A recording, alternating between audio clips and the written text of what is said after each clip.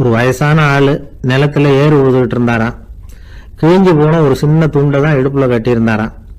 தலையில ஒரு கந்தலை சுத்தி இருந்தார். உடம்பு பூரா சேரு, ரொம்ப ஏழை. ஏறு ஓட்டிட்டு இருக்கிறவர் வேற எப்படி இருப்பார்? இருந்தாலும் அந்த ஆளு ரொம்ப ஜாலியா பாட்டு பாடிக்கிட்டே ஏறு உழுதுகிட்டு இருந்தாராம். உடம்புலதான் அவர் ஏழையை தவிர மனசுல ஒரு ஏழையா தெரியல. அந்த சமயத்துல அந்த நாட்டு ராஜா அந்த பக்கமா குதிரை மேல வந்தாராம்.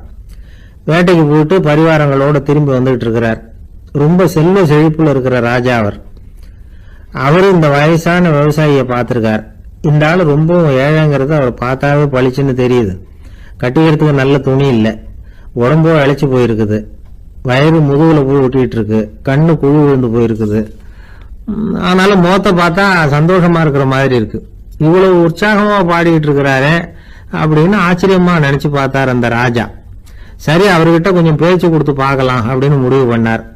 ஐயா பெரியவரே, இப்படி கொஞ்சம் வர முடியுமான்னாராம். பொழுது போறதுக்குள்ள நான் இந்த வயல் பூரா உழவு ஓட்டி ஆகணும், அதனால பேசுறதுக்கு நேரம் இல்லை அப்படின்னாராம் அந்த பெரியவர். என்ன அவ்வளவு அவசரமா? மீதி இருந்தா நாளைக்கு உழுதக்கூடாதா? அது சரி, உனக்கு எத்தனை ஏக்கர் நிலம் இருக்கு அப்படின்னு விசாரிச்சிருக்கார் ராஜா. எனக்குன்னு சொந்தமா உள்ளங்கை அளவு கூட நிலம் கிடையாது. இது எங்க முதலாளியோட நிலம். இதை பூராவும் உழுது முடிச்சாதான் அவர் கூலி கொடுப்பார். நான் கூலிக்கு உழுதுகிட்டு இருக்கிறேன். உங்ககிட்ட பேசிக்கிட்டு இருந்தா அவருக்கு துரோகம் பண்ணது மாதிரி ஆயிடும் அப்படின்னாராம். ராஜா குதிரையை விட்டு கீழே இறங்கினார். வரப்புல நடந்து அந்த பெரியவர்கிட்டயே போனாராம். சரி, ஒரு நாள் பூரா உழுதான் உனக்கு எவ்வளவு கூலின்னு கேட்டிருக்கார். 8 அணா கூலி கிடைக்கும்னாராம் அவர். இது ரொம்ப காலத்துக்கு முன்னாடி நடந்த ஒரு சம்பவங்கிறதுனால அப்ப 8 அணா கூலிங்கிறது ரொம்ப பெருசு. இருந்தாலும் அதுவும் அந்த ராஜாவுக்கு பெரிய கூலியா தெரியல. இவ்வளவுதானா, இதை வச்சுக்கிட்டு நீ எப்படி காலம் தள்ளுற அப்படின்னாராம். ஒன்னும் கவலை இல்லை அப்படின்னாராம் அவரு.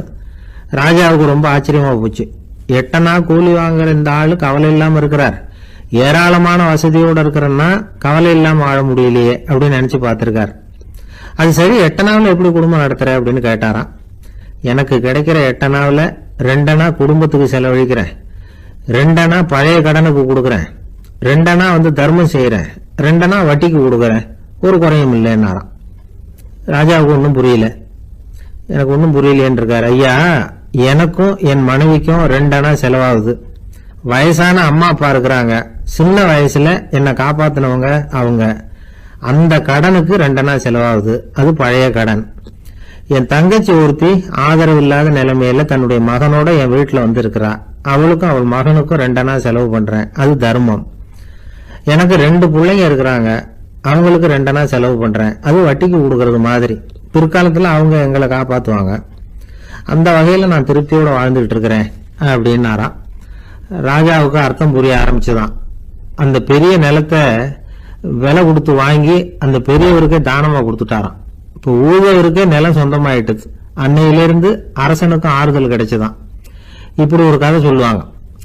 8 அணா வருமானத்தை வச்சுக்கிட்டு எப்படி காலத்தை தள்ளுறதுன்னு சொல்றதுக்காக இந்த கதையை சொல்றதாக யாரும் தப்பா நினைச்சுக்க கூடாது. கிடைக்கிறத எப்படி பங்கு போடுறார், எப்படி திருப்தியா வாழறார் அப்படிங்கிறது தான் முக்கியம். அது மாதிரி இன்றைக்கு இந்த பொங்கல் திருநாள்ல உழவர்கள் மனசு மகிழ்ச்சியா இருந்ததுன்னா அது எல்லாரும் மகிழ்ச்சியா இருக்கிறது மாதிரி அர்த்தம். அதனால அவர்கள்ட்ட இருந்து நாம பாடம் கத்துக்கணும். சில உழவர்கள் தங்கள் நிலத்துல விளையறத தாங்கள் சாப்பிட மாட்டாங்க, அடுத்தவங்கள்ட்ட வித்துட்டு சந்தையில போய் வேற அரிசி வாங்கிட்டு வந்துதான் இவங்க சாப்பிடுவாங்க.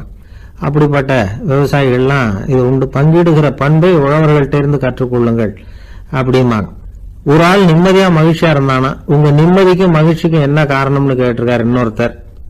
என்கிட்ட இருந்தது பூராவையும் என் பிள்ளைங்களுக்கு சமமா பங்கு போட்டு கொடுத்துட்டேன், எனக்குன்னு எதுவுமே வச்சுக்கல, அதுதான் நிம்மதிக்கு காரணம்னு இருக்கான். உங்ககிட்ட இருந்தது எவ்வளவு இருந்தது அப்படின்னு கேட்டிருக்காரு அவரு. மொத்தமா ஒரு 50,000 ரூபாய் இருக்கும் அப்படின்னு இருக்கான். அவ்வளவும் பணமாவே இருந்ததா அப்படின்னு கேட்டிருக்காங்க அவங்க. இல்லைங்க, அவ்வளவும் கடன், அதுதான் பிரிச்சு கொடுத்துருக்கேன் பிள்ளைங்க கிட்ட அப்படின்னு நானா. அவன் ஆரம்ப காலத்துல ஒரு குரு, அப்போ ஒரு சீடன் இருந்தான். அது வேடிக்கையான குரு, வேடிக்கையான சீடன். ஒரு ஆசிரமம். ஒரு நாள் ஒருத்தன் அவசரமா அந்த குருவை தேடி வந்திருக்கிறான். என்ன விஷயம்னு விசாரிச்சார் குரு. உங்க சீடர் என்னை அடிச்சுட்டார் அப்படின்னு புகார் பண்ணானா அந்த ஆள். குரு சீடனை கூப்பிட்டார். அடிச்சியா இந்த ஆளை அப்படின்னு கேட்டாராம். ஆமான் இருக்கான் சீடன். ஏன் அடிச்சே அப்படின்னு கேட்டாராம். இந்த ஆள் உங்களை பத்தி மட்டமா பேசிவிட்டான், என்னால் அதை தாங்கிக்க முடியல, அதனால தான் அடிச்சுட்டேன்றான். அப்படி என்ன பேசினா அப்படின்னு கேட்டாராம். உன்னுடைய குருநாதர் இப்பெல்லாம் அர்த்தமில்லாமல் பேச ஆரம்பிச்சுட்டார் அப்படின்னு சொல்லிவிட்டான், அதனால தான் அடிச்சுட்டேன் அப்படின்னு நானாம்.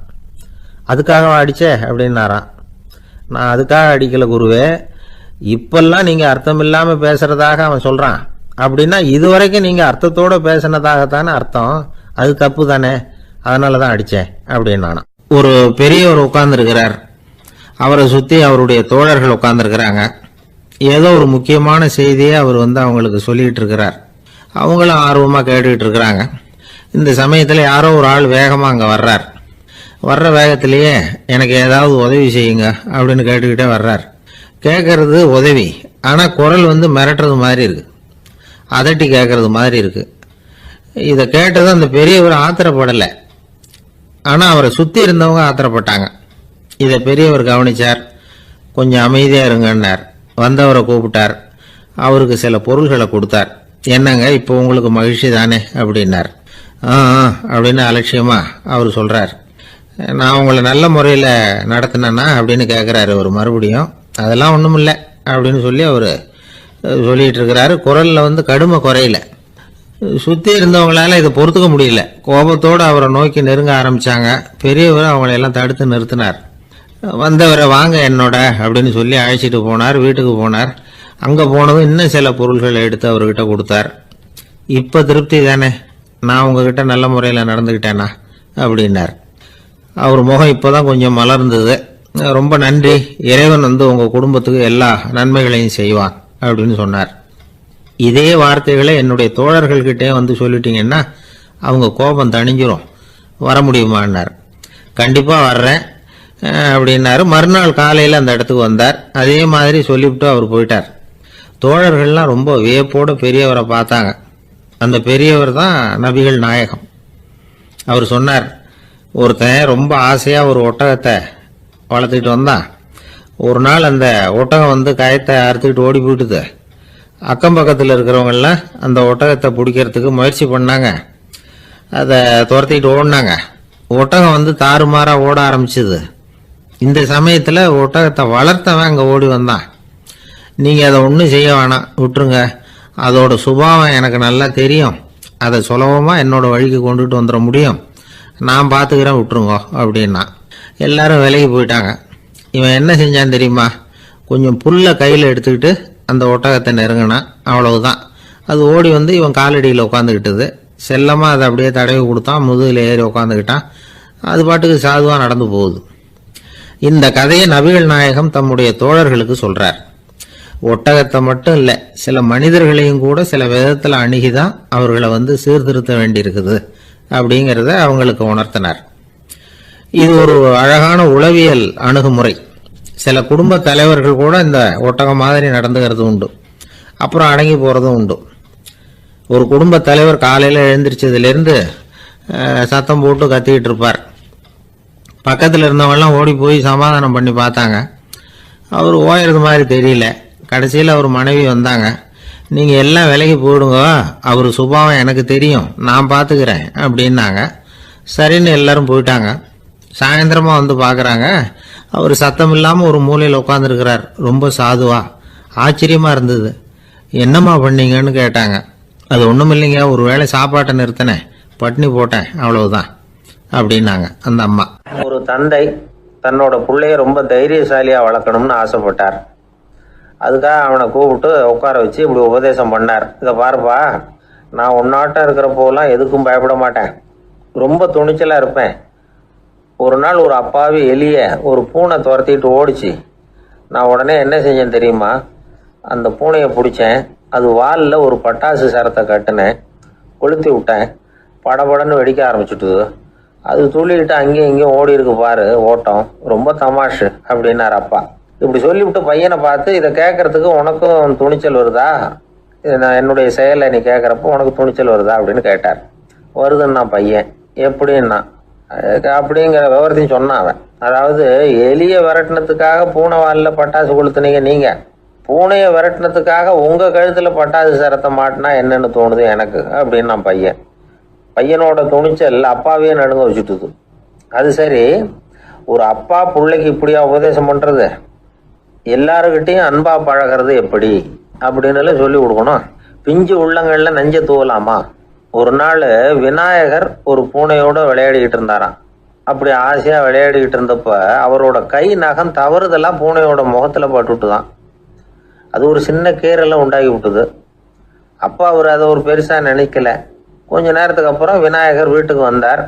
அவங்க அம்மா பார்வதி தேவியை பார்த்தார். பார்வதி தேவி கன்னத்தில் விரலால் கீறினது மாதிரி ஒரு அடையாளம் இருந்தது. விநாயகருக்கு அதிர்ச்சி, ஆச்சரியம். நம்ம அம்மா இந்த உலகத்துக்கே தாயார். அப்பேற்பட்ட அவங்க முகத்திலேயே கீறலை உண்டாக்கக்கூடியவங்க யாராக இருக்க முடியும் அப்படின்னு யோசனை பண்ணார். தாயே, உன்னுடைய கன்னத்தில் இந்த வடு எப்படிம்மா ஏற்பட்டதுன்னு கேட்டார். குழந்தாய், இது நீ செஞ்ச காரியம்தான்ப்பா. உன்னுடைய கை நகம் கீறினதுனால ஏற்பட்ட வடு தான் இது அப்படின்னாங்க அவங்க. விநாயகர் திடுக்கிட்டு போட்டார். எப்படிம்மா அது? நான் எந்த காலத்துலேயும் ஒன்று அப்படி கீறினதாக எனக்கு நினைவு இல்லையே அப்படின்னார். இன்னைக்கு காலையில் ஒரு பூனையை கீறினதை நீ மறந்துட்டியா அப்படின்னாங்க அந்த அம்மா. விநாயகர் திகைச்சு போய் நின்னார். பார்வதி தேவி சொன்னாங்க, இதை பார்ப்பா, இந்த உலகத்தில் இருக்கக்கூடிய எல்லா உயிர்கள்லேயும் நான் இருக்கிறேன். நான் தான் இந்த உலகமாக ஆகியிருக்கிறேன். ஆகையினால நீ யாரை துன்புறுத்தினாலும் அது உண்மையிலேயே என்ன துன்புறுத்தினதாக தான் வந்து முடியும் அப்படின்னாங்க. விநாயகர் மனசுக்குள்ளே ஒரு வெளிச்சம் ஏற்பட்டு தான். அதுக்கப்புறம் அவர் யாரையுமே கல்யாணம் பண்ணிக்காததுக்கு அதுதான் காரணமா. இந்த உலகத்தில் எல்லாரையும், இங்கே இருக்கிற எல்லாத்தையும் தாயின் வடிவமாக அவர் பார்க்க ஆரம்பிச்சிட்டாராம். குருதேவர் ராமகிருஷ்ணர் இந்த கதையை எடுத்து சொல்லியிருக்கிறார். நபிகள் நாயகம் ஒரு தடவை ஒரு நாற்காலியில் உட்காந்து என்னமோ யோசனை பண்ணிட்டு இருந்திருக்கிறார். அப்போ அவரோட உடையில ஒரு கீழ்ப்பகுதி தரையில் படிஞ்சு கிடந்திருக்குது. அங்கே விளையாடிக்கிட்டு இருந்த ஒரு பூனை அது மேலே வந்து படுத்து தூங்கி போயிடுச்சு. தொழுகை செய்ய வேண்டிய நேரம் வந்துட்டது. நபிகள் நாயகம் எழுந்திருக்க பார்த்தார். அப்போ தான் பூனை தன்னோட உடை மேலே படுத்து தூங்கிட்டு இருக்கிறது கண்ணில் படுது. பூனையோட தூக்கத்தை கலைக்க விரும்பல அவர். தன்னுடைய சகோதரியை கூப்பிட்டார். ஒரு கத்திரிக்கோள் எடுத்துகிட்டு வர சொன்னார். பூனை படுத்திருந்த உடை பகுதி மட்டும் இருக்குல்ல, அதை மட்டும் அதோட கத்திரிச்சு விட்டுட்டு அதுக்கப்புறம் அவர் எழுந்திரிச்சு தொழுகைக்கு போனாராம். அதாவது பிற உயிர்கள்கிட்ட எப்படி அன்பு காட்டணுங்கிறத பெரியவங்க எவ்வளவோ விதத்தில் நமக்கு எடுத்து காட்டியிருக்கிறாங்க. இருந்தாலும் எத்தனை பேர் மனசில் அதெல்லாம் உரைச்சிருக்குது? நாமளும் நம்ம ட்ரெஸ்ஸு மேலே ஒரு பூனை படுத்திருந்தா ஒரு கத்திரிக்கோலை தான் தேடுவோம், எடுத்துக்கிட்டு வர சொல்லுவோம். துணியை வெட்டுறதுக்கு பதிலாக இல்லை அதோட வாழை வெட்டினா என்ன அப்படின்னு தோணும். ஒரு ஆள் ரொம்ப பிரியமாக ஒரு பூனையை ஆற்றுல குளிப்பாட்டிக்கிட்டு இருந்தானா. எப்படி? அந்த பூனையை ஆற்று தண்ணியில் அமுக்கி அமுக்கி குளிப்பாட்டிக்கிட்டு இருக்கிறான். அந்த வழியாக போன பெரியவர் ஒருத்தர் இதை பார்த்தார். இதை பார்ப்பா, பூனையை அது மாதிரி ஆற்று தண்ணியில் அமுக்கி குளிப்பாட்டாத, மூச்சு திணறி செத்து போடும் அப்படின்னு அட்வைஸ் பண்ணார். நீ போய் அவன் வேலையை பார்த்துக்கிட்டு, எனக்கு எல்லாம் தெரியும்னா இவன். சரின்னு அவர் போயிட்டார். கொஞ்ச நேரம் கழித்து அவரே அந்த வழியாக திரும்பி வந்துக்கிட்டு இருந்தார். ஆற்றுல பூனையை குளிப்பாட்டிக்கிட்டு இருந்தவன் அழுதுகிட்டு உட்காந்துருக்கிறான். பக்கத்தில் அந்த பூனை செத்து கிடக்குது. இதை பார்த்தார் பெரியவர். நான் தான் அப்போவே சொன்னேனே அந்த பூனையை ஆற்றுல நினைக்காதேன்னு, அதை கேட்டிருந்தா அப்படி ஆயிருக்குமா அப்படின்னார். அந்த ஆள் கோபமாக இவரை முறைச்சி பார்த்தான். அட போய்யா, இந்த பூனை ஆற்றுல குளித்ததுனால ஒன்றும் செத்து போகல, குளித்ததுக்கு அப்புறம் அதோட உடம்பு ஈரமாக இருக்குதுன்னு அதை புழிஞ்சேன், அதனால தான் அப்படி ஆயிட்டுது அப்படின்னா. ஒரு ஜென் துறவி, அவருக்கு ரொம்ப வயசாயிட்டுது, கடைசி காலம். நண்பர்களெல்லாம் கூப்பிட்டார். நண்பர்களே, நான் வித்தியாசமான முறையில் சாகணும்னு ஆசைப்படுறேன், அதுக்கு ஏதாவது யோசனை சொல்லுங்களேன் அப்படின்னு கேட்டாராம். நண்பர்கள் சிரித்தாங்க. என்ன பேச்சு பேசுகிறீங்க? சாவறதுங்கிறது என்ன விளையாட்டுத்தனமான காரியமா அப்படின்னு கேட்டிருக்காங்க. அந்த துறவி கொஞ்ச நேரம் யோசனை பண்ணார். அப்புறம் கேட்டாராம், இது வரைக்கும் யாராவது நடந்துக்கிட்டே இறந்துருக்குறாங்களா அப்படின்னாராம். எல்லாரும் இல்லைன்னாங்களாம். ஒருத்தர் மட்டும் சொல்லியிருக்கார். அப்படியும் ஒருத்தர் இறந்துருக்கிறதாக ஒரு கதையில் படிச்சிருக்கிறேன். ஒரு ஞானியால் தான் அப்படியெல்லாம் செய்ய முடியும் அப்படின்னு அவர் சொன்னாராம். சரி, அப்படின்னா அந்த முறை நமக்கு வேணாம், நின்றுக்கிட்டே யாராவது உயிரை விட்டுருக்காங்களா அப்படின்னு விசாரிச்சாராம். அப்படியும் ஒருத்தர் இறந்துருக்கிறார் அப்படின்னாங்களாம். மறுபடியும் அந்த துறவி யோசனை பண்ணியிருக்கிறார். ஏதாவது வித்தியாசமான முறையில் நாம் போகணும் அப்படிங்கிறது அவருடைய விருப்பம். மனிதன் எப்படி வாழ்கிறானோ அப்படி இறப்பது தான் நல்லது. சரி, யாராவது தலைகீழாக யோகம் செய்யும் நிலையில் இறந்துருக்கிறாங்களா அப்படின்னு விசாரிச்சாராம். நண்பர்கள் சிரித்தாங்க. தலைகீழாக நின்னபடி இறந்ததாக நாங்கள் கேள்விப்பட்டதே இல்லை, அது முடியாத காரியம் அப்படின்னு இருக்காங்க. இப்போ அந்த துறவிக்கு திடீர்னு உற்சாகம் வந்துட்டுது. உடனே எழுந்திரிச்சார், தலைகீழாக நின்னார், அப்படியே உயிரை விட்டுட்டார். அவ்வளோதான். அந்த மடாலயத்தில் ஒரே குழப்பம். எப்படி அவரை கீழே இறக்கி படுக்க வைக்கிறது அப்படின்னு புரியல. இப்படி உயிர் விடுறதை பற்றி அவங்க இதுவரைக்கும் கேள்விப்பட்டதும் இல்லை. உண்மையிலேயே இவர் இறந்து தான் போனாராங்கிறதும் தெரியல. சோதித்து பார்த்தாங்க. இதய துடிப்பு, நாடி துடிப்பு எல்லாம் நின்று போயிருந்தது. இவர் எப்போவும் இப்படி தான், என்ன பண்ணுறது இப்போ அப்படின்னு சொல்லி எல்லாரும் குழம்பிக்கிட்டு இருக்கிற சமயத்தில் ஒரு பெரியவர் யோசனை சொன்னார்.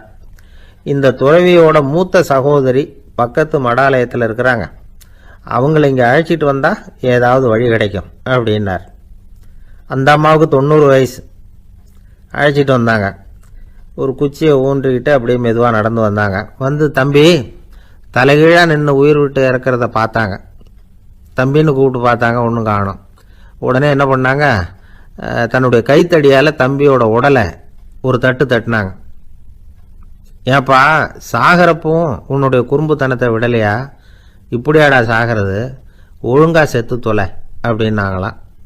அவ்வளவுதான். உடனே அந்த துறவி திரும்பி நேராக நின்னார். அக்கா கோவப்படாத, நான் ஒழுங்கா சாகிறேன், எப்படி செத்தா என்ன, எல்லாம் எனக்கு ஒன்று தான் அப்படின்னு சொல்லிவிட்டு அப்படியே தரையில் படுத்து உயிரை விட்டாராம். அதுக்கப்புறம் அந்த அம்மா கோலை கையில் எடுத்துக்கிட்டு அப்படியே திரும்பி கூட பார்க்காம அவங்க பாட்டுக்கு போயிட்டாங்களாம். மரணத்தை ஒரு விளையாட்டாக ஆக்கிய அந்த துறவிக்கு வாழ்க்கையே ஒரு விளையாட்டாக தான் இருந்திருக்குது. எந்த நோக்கமும் இல்லாமல் செயல்படுறதுன்னா என்னங்கிறதும் அவருக்கு தெரிஞ்சிருக்குது. பயனை எதிர்பார்க்காம பணி செய்து வாழ்ந்து மறைந்த மகான் அவர்.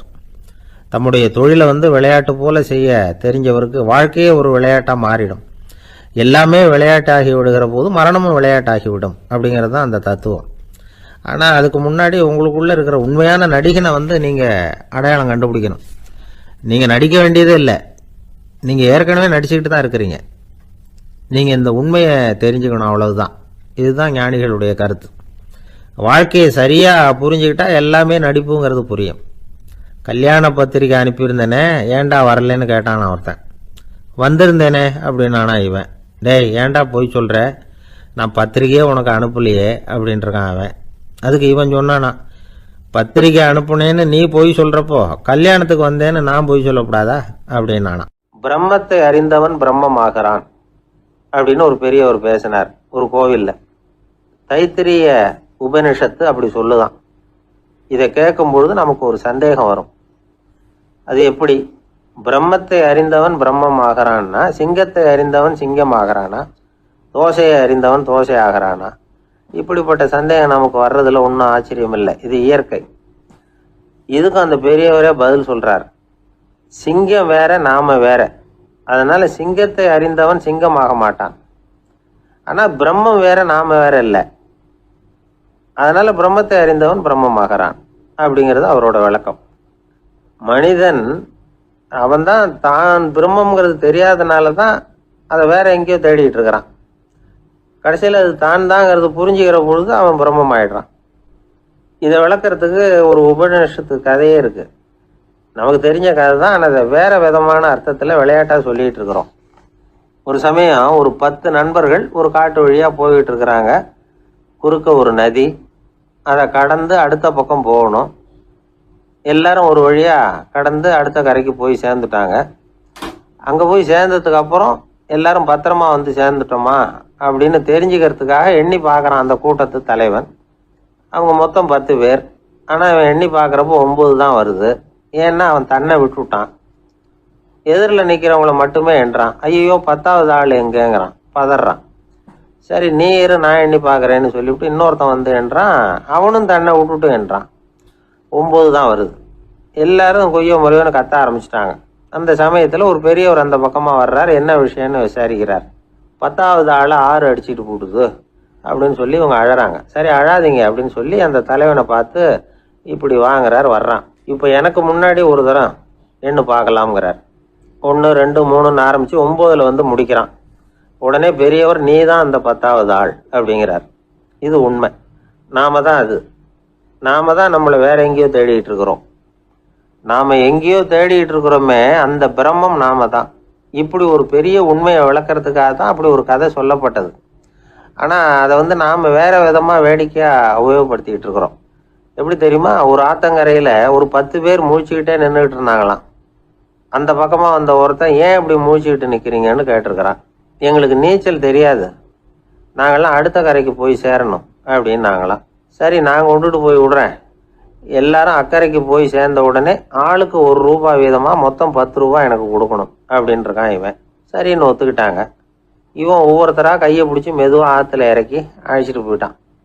9 பேரை கரை சேர்த்துட்டான். 10வது ஆள் பாதி ஆற்றுல போயிட்டு இருக்கிறப்ப திடீர்னு வெள்ளம் வந்துட்டுது. புடி நழுவி போச்சு. கையை விட்டுட்டான். வெள்ளம் அடிச்சுட்டு போட்டுது. அழைச்சிட்டு வந்தவன் நீச்சல் அடித்து தடுமாறி கரைக்கு வந்து சேர்ந்துட்டான். கரையில் இருந்தவங்களுக்கு இந்த விஷயம் தெரியாது.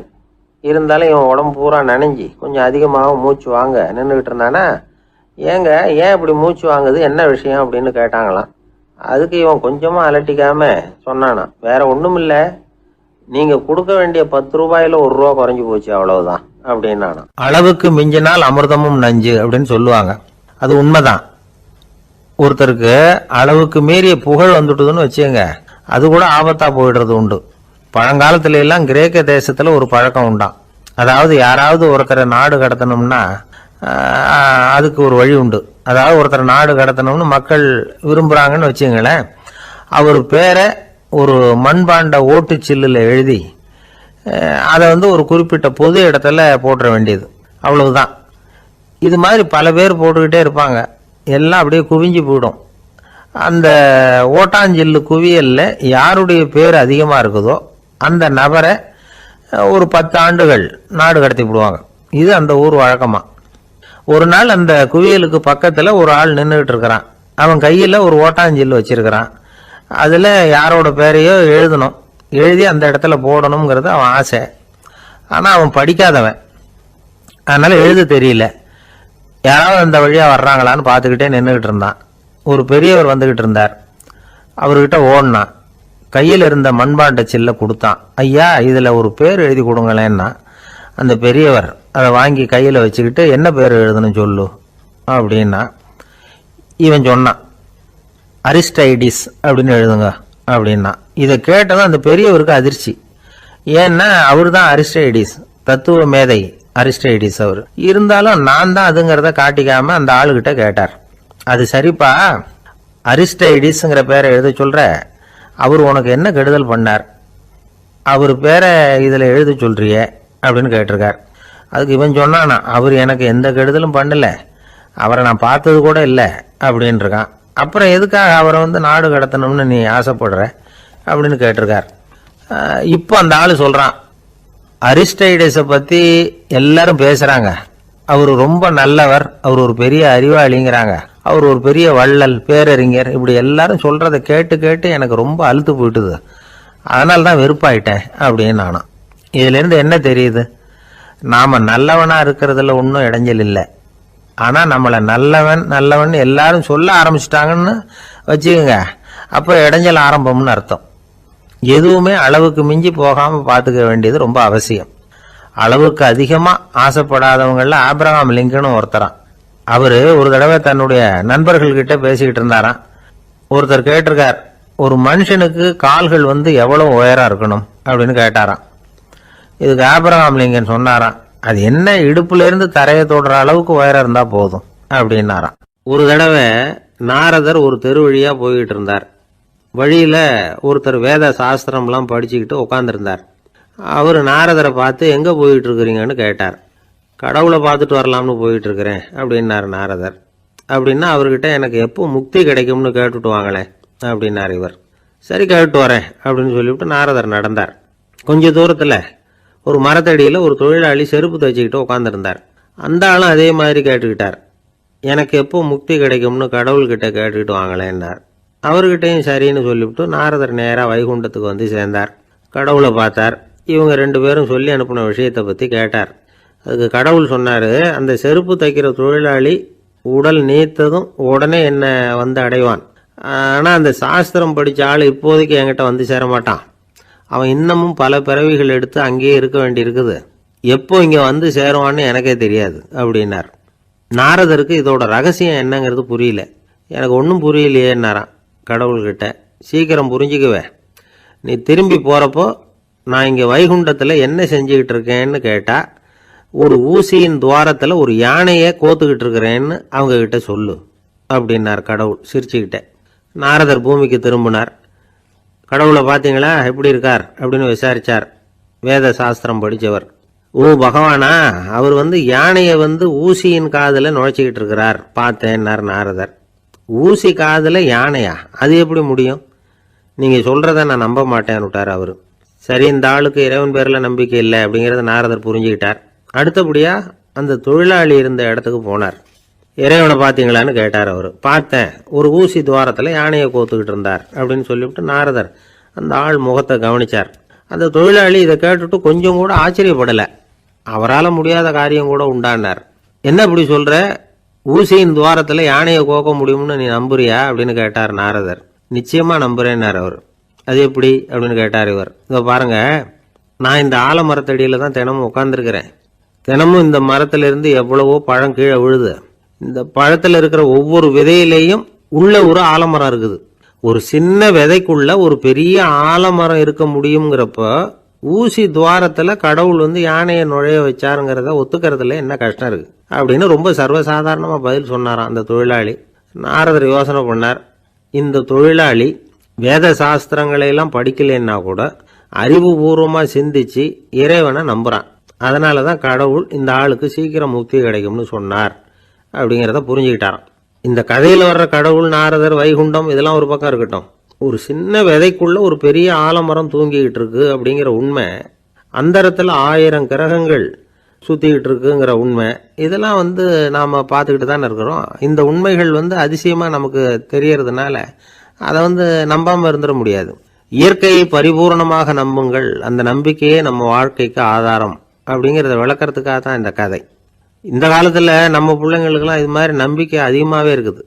ஒரு நாள் ஒரு சின்ன பையன்கிட்ட கேட்டேன், ஏன்பா கடவுள் ஒரு பானைக்குள்ள ஒரு யானையை நுழைய வச்சுட்டாருன்னு சொன்னா அதை நீ நம்புவியா அப்படின்னு கேட்டோம். நம்புவேன் சார், அது ஒன்றும் பெரிய அதிசயம் இல்லைன்னா. எப்படிறான்னு கேட்டோம். எப்படின்னா அந்த பானை அந்த யானையை விட பெருசாக இருந்திருக்கும், அவ்வளவுதான் அப்படின்னு சொல்கிறான். எங்கே போயிட்டு வரீங்க அப்படின்னு கேட்டேன். எனக்கு வேண்டப்பட்ட ஒருத்தரை பார்த்து ஆஸ்பத்திரிக்குன்னார். எந்த ஆஸ்பத்திரிக்குன்ன? மாட்டு ஆஸ்பத்திரிக்குன்னார். என்ன விஷயம்னு? மாமனாருக்கு உடம்பு சரியில்லை, அதுதான் மாட்டு ஆஸ்பத்திரிக்கு போயிட்டு வரேன்னார். அட பாவி, அதுக்கு அந்த ஆஸ்பத்திரிக்கா போவாங்க அப்படின்னு ஆச்சரியமா?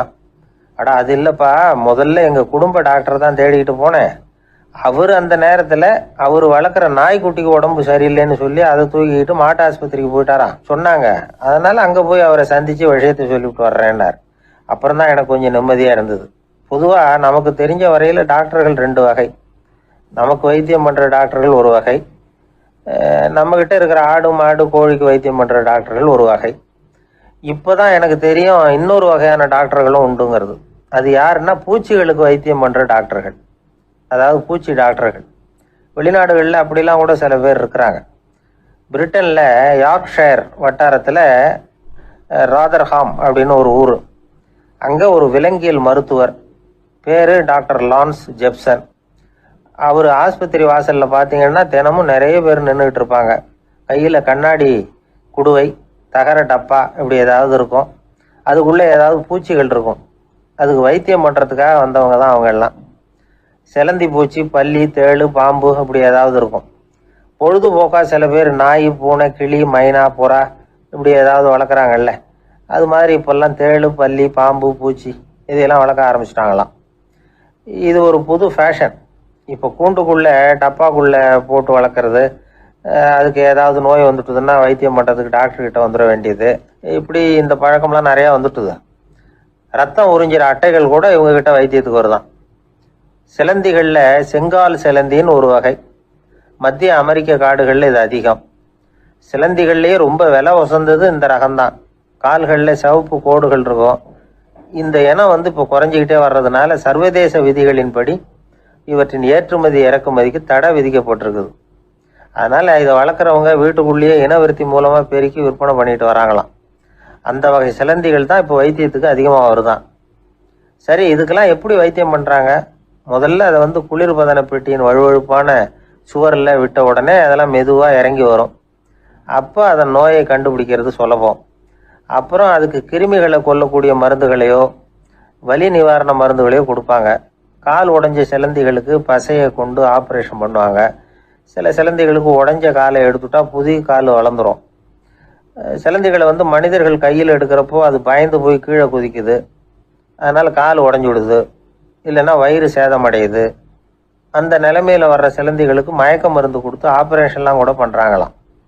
பார்த்தீங்களா பூச்சிகளுக்கு வந்த வாழ்வே.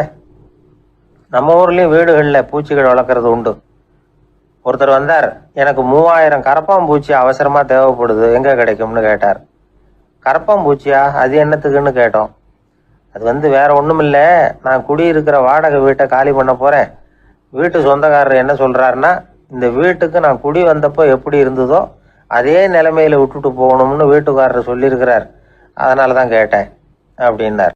என்னை விட யோக்கியம் இந்த உலகத்துல வேற யாரும் இல்லை சார் அப்படின்னார் ஒருத்தர். அவரை விட அயோக்கியன் வேற யாரும் இருக்க முடியாதுங்கிற முடிவுக்கு கேட்டவங்க வந்துட்டாங்களாம். மனுஷனுக்கு இருக்கிற ஒரு மிகப்பெரிய குறையே தன்கிட்ட இருக்கிற குறை அவனுக்கு தெரியாம போறது தான். ஆனா அடுத்தவங்க கிட்ட இருக்கிற குறை இவனுக்கு தெளிவா தெரிஞ்சிடும். ஒரு ஒட்டகம் ஒரு கொக்கை பார்த்து ஒரு கேள்வி கேட்டுதான். என்ன கேள்வி தெரியுமா? உன் கழுத்து ஏன் இப்படி வளைஞ்சு போயிருக்குது அப்படின்னு கேட்டிருக்கு. இதுக்கு உடம்பே வளைச்சல். இது போய் கொக்கை கிண்டல் பண்ணுது. இன்னைக்கு மனித சுபாவமும் கிட்டத்தட்ட இப்படித்தான் இருக்குது. இந்த உலகத்துல குறையில்லாத மனிதர்கள் யாரும் கிடையாது, நாம உள்பட. அப்படிங்கிறத முதல்ல நாம நல்லா புரிஞ்சுக்கணும். ஒரு ஊர்ல ஒரு விற்பனை நிலையம் இருந்தது. செல்ல பிராணிகளை விற்பனை செய்யற நிலையம் அது. நாய், கிளி, பூனை இப்படி நிறைய வச்சு விற்பனை பண்ணிட்டு இருக்கிறாங்க. நாய்க்குட்டி விற்பனை செய்யற பகுதியில ஒரு சிறுவன் நின்றுகிட்டு இருந்தான். விற்பனை செய்யற ஆளுகிட்ட விலை கேட்டுக்கிட்டு இருந்தான். அதுவும் இருக்குதே, அந்த நாய்க்குட்டி என்ன விலை அப்படின்னு கேட்டானா. 1000 ரூபா அப்படின்னாரான். சரி, அது வேணாம், இது என்ன விலைன்னு இருக்கான். 500 ரூபா அப்படின்னாரான். இந்த சின்ன பையன் கையில் வச்சிருந்தது வெறும் 50 ரூபா தான். அதனால இதை விட குறைச்சலாக கிடைக்குமான்னு பார்த்துருக்கான். அந்த கடையில் ஒரு மூலையில் சரியாக கவனிக்கப்படாமல் ஒரு நாய்க்குட்டி படுத்து கிடந்தது. பாவமாக கத்திக்கிட்டு இருந்தது. அதை பார்த்ததுமே இவனுக்கு அது ரொம்ப பிடிச்சி போச்சு. உடனே அந்த கடைக்காரரை பார்த்து, அதுவும் அந்த மூலையில் படுத்து கிடக்குதே அந்த நாய்க்குட்டி என்ன விலை அப்படின்னு கேட்டிருக்கான். தம்பி, அது ஒரு கால் ஊனம், அதனால் அது உன்னோட குதித்து விளையாடவோ ஓடுறதோ அதால் முடியாத காரியம் அப்படின்ட்டுருக்கார் அவர். அது தெரிஞ்சுதாங்க கேட்குறேன், அதோட விலை என்ன அதை மட்டும் சொல்லுங்களேன் அப்படின்ட்டுருக்கான். தம்பி, இது கால் ஊனம் உள்ள ஒரு நாய். இதை போய் காசு கொடுத்து வாங்கறதுக்கு யாராவது பிரியப்படுவாங்களா? இதை நான் உனக்கு இலவசமாகவே தர்றேன், எடுத்துகிட்டு போ அப்படின்னாரான். இதை கேட்டதும் அந்த சிறுவனுக்கு கோவம் வந்துட்டு தான். நீங்கள் ஒன்றும் சும்மா கொடுக்க வேணாம், இந்தாங்க 50 ரூபா, இதை வச்சுக்கிட்டு நாய்க்குட்டியை கொடுங்க அப்படின்ட்டுருக்கான். அவருக்கு ஒன்றும் புரியல, ஆச்சரியமாக இருந்தது. சரின்னு பணத்தை வாங்கிட்டு நாய்க்குட்டியை தூக்கி கொடுத்தார். அந்த சிறுவன் அந்த நாய்க்குட்டியை 2 கையாலையும் வாங்கினா, மார்போட பிரியமாக சேர்த்து அணைச்சிக்கிட்டான். தெருவில் இறங்கி நடக்கிறான். அப்படி நடக்கும்பொழுது தான் பார்க்குறார், கடைக்காரர் ஆச்சரியமாக அவனை பார்க்குறார். அப்போ தான் அவருக்கு ஒரு விஷயம் புரியுது. அந்த சிறுவன் தெருவில் நாய்க்குட்டியை மார்போடு அணைச்சிக்கிட்டு விந்தி விந்தி நடந்து போய்கிட்டு இருக்கிறான். ஆமாம், அவனுக்கும் ஒரு கால் ஊனம்.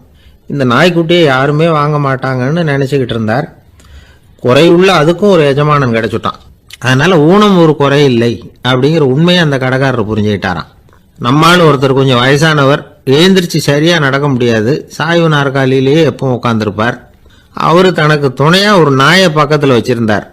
அதுவும் ரொம்ப வயசான ஒரு நாய், எழுந்திரிக்கவே சிரமப்படும், நடக்கவும் முடியாது. அவர் பக்கத்திலே இதுவும் சோர்ந்து போய் படுத்து கிடக்கும்.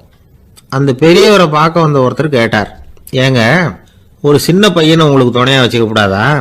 இந்த நாயை உங்களுக்கு பாதுகாப்பாக வச்சிருக்கிறீங்களே, உங்களுக்கு ஒரு ஆபத்துன்னா இது எப்படி உங்களுக்கு உதவ முடியும் அப்படின்னார். அப்போ அவர் சொன்னாராம், எனக்கு ஒரு ஆபத்துன்னா அந்த சமயத்தில் இந்த நாய் என்னை தனியாக விட்டுட்டு ஓடி போயிடாமல் இருக்கணும்ல, அதுக்காகத்தான் இதை நான் வச்சிருக்கிறேன் அப்படின்னாராம். ஒரு ஆள் ராமகிருஷ்ணரை தேடி வந்தான். அவன் கையில் 1000 பொற்காசுகள் வச்சிருந்தான். அதை அவர்கிட்ட கொடுத்து இதை ஏற்றுக்கணும் அப்படின்னு ரொம்ப பணிவாக கேட்டுக்கிட்டான்.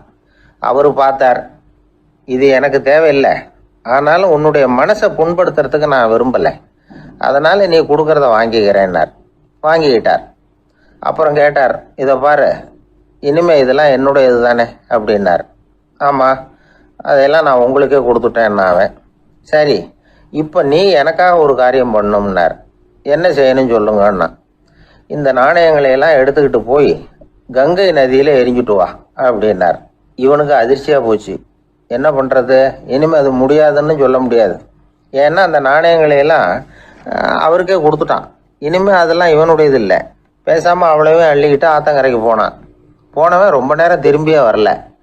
ராமகிருஷ்ணருக்கு சந்தேகம், என்ன ஆச்சு அந்த மனுஷனுக்கு, காசுகளோடு அந்த கங்கையில் குதிச்சுட்டானா, போகும்பொழுதே ஒரு மாதிரியாக தான் போனான், போய் என்னன்னு பார்த்துட்டு வாங்க அப்படின்னார்.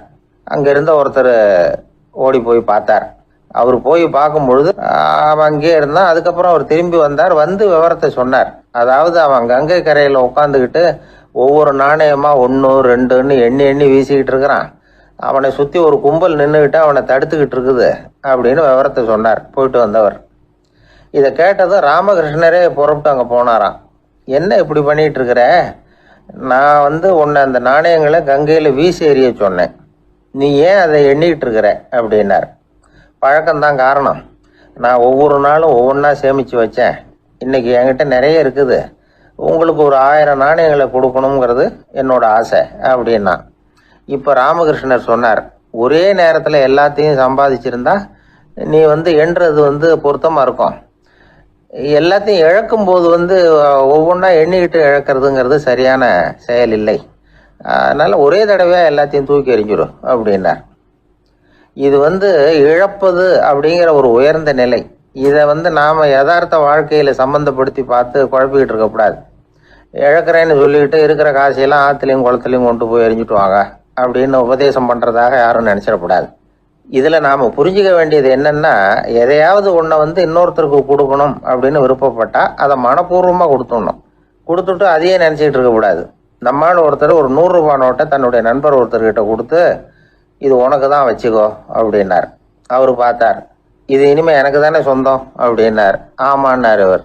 அப்படின்னா எனக்காக நீ ஒரு உதவி செய்யணும்னார். சொல்லுங்க செய்கிறேன்னார் அவர். இந்த 100 ரூபா நோட்டை தீ வச்சு கொளுத்தி விடுனார். இவர் அதிர்ச்சியாகி அவரை பார்த்தார். இப்போ அவர் சொன்னார், நீ எனக்கு அன்பாக கொடுத்தது இது, இந்த நோட்டு கள்ள நோட்டுங்கிறது எனக்கு முன்னாடியே தெரியும், சீக்கிரம் கொளுத்தி விடு, அதுதான் நம்ம 2 பேருக்குமே நல்லது அப்படின்னாராம் அவர். அந்த காலத்தில் அண்ணாமலை ரெட்டியார்னு ஒருத்தர் இருந்தார். அவர் வெங்கனூர் அப்படிங்கிற கிராமத்தில் இருந்தார். அங்கேருந்து விருத்தாசலம் கோவிலுக்கு தவறாமல் போயிட்டு வந்துக்கிட்டு இருந்தார். இடையில வெள்ளாறு, அதில் ஒரு சமயம் வெள்ளம் வந்துட்டுது. இவரால் போக முடியல.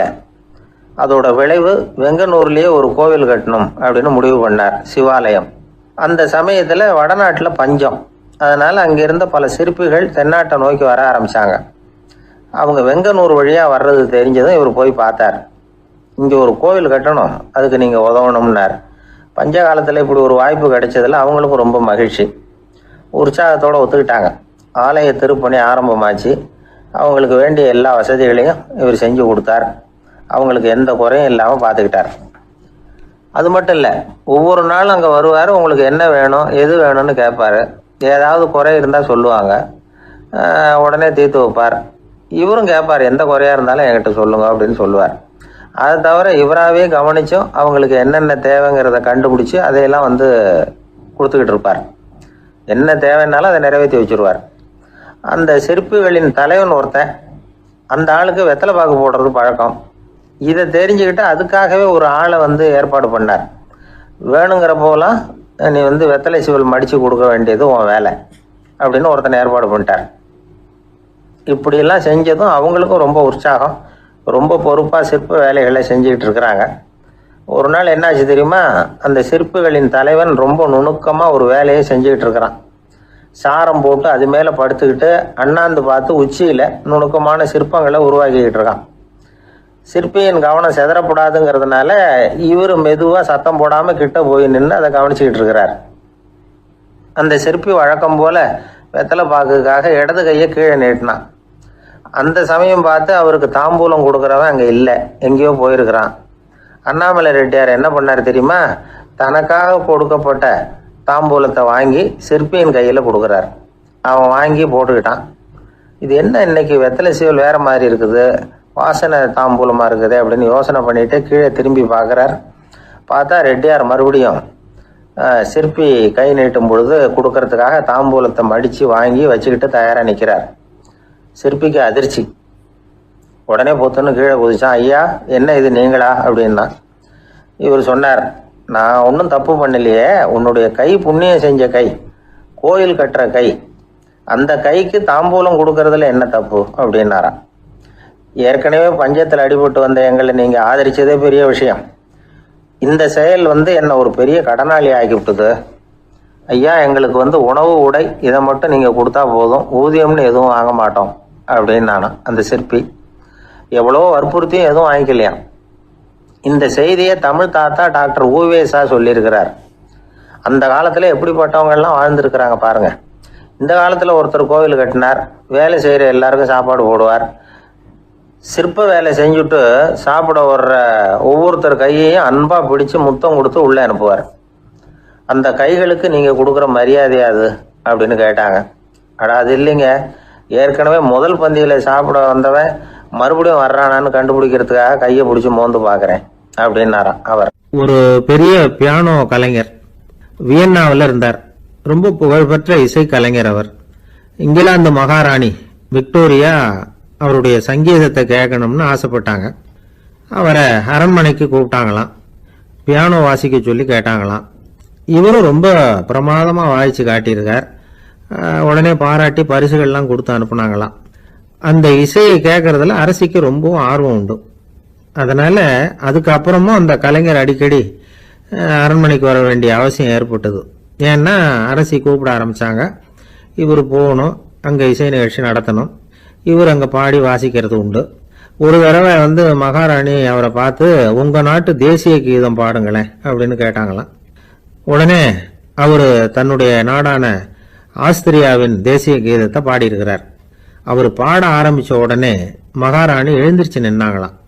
அதுக்கு மரியாதை செலுத்துகிற நோக்கத்தோட பாட்டு முடிகிற வரைக்கும் அப்படியே நின்றுகிட்டு இருந்தாங்களாம். இதுதான் அந்த அரசியினுடைய பெருந்தன்மை.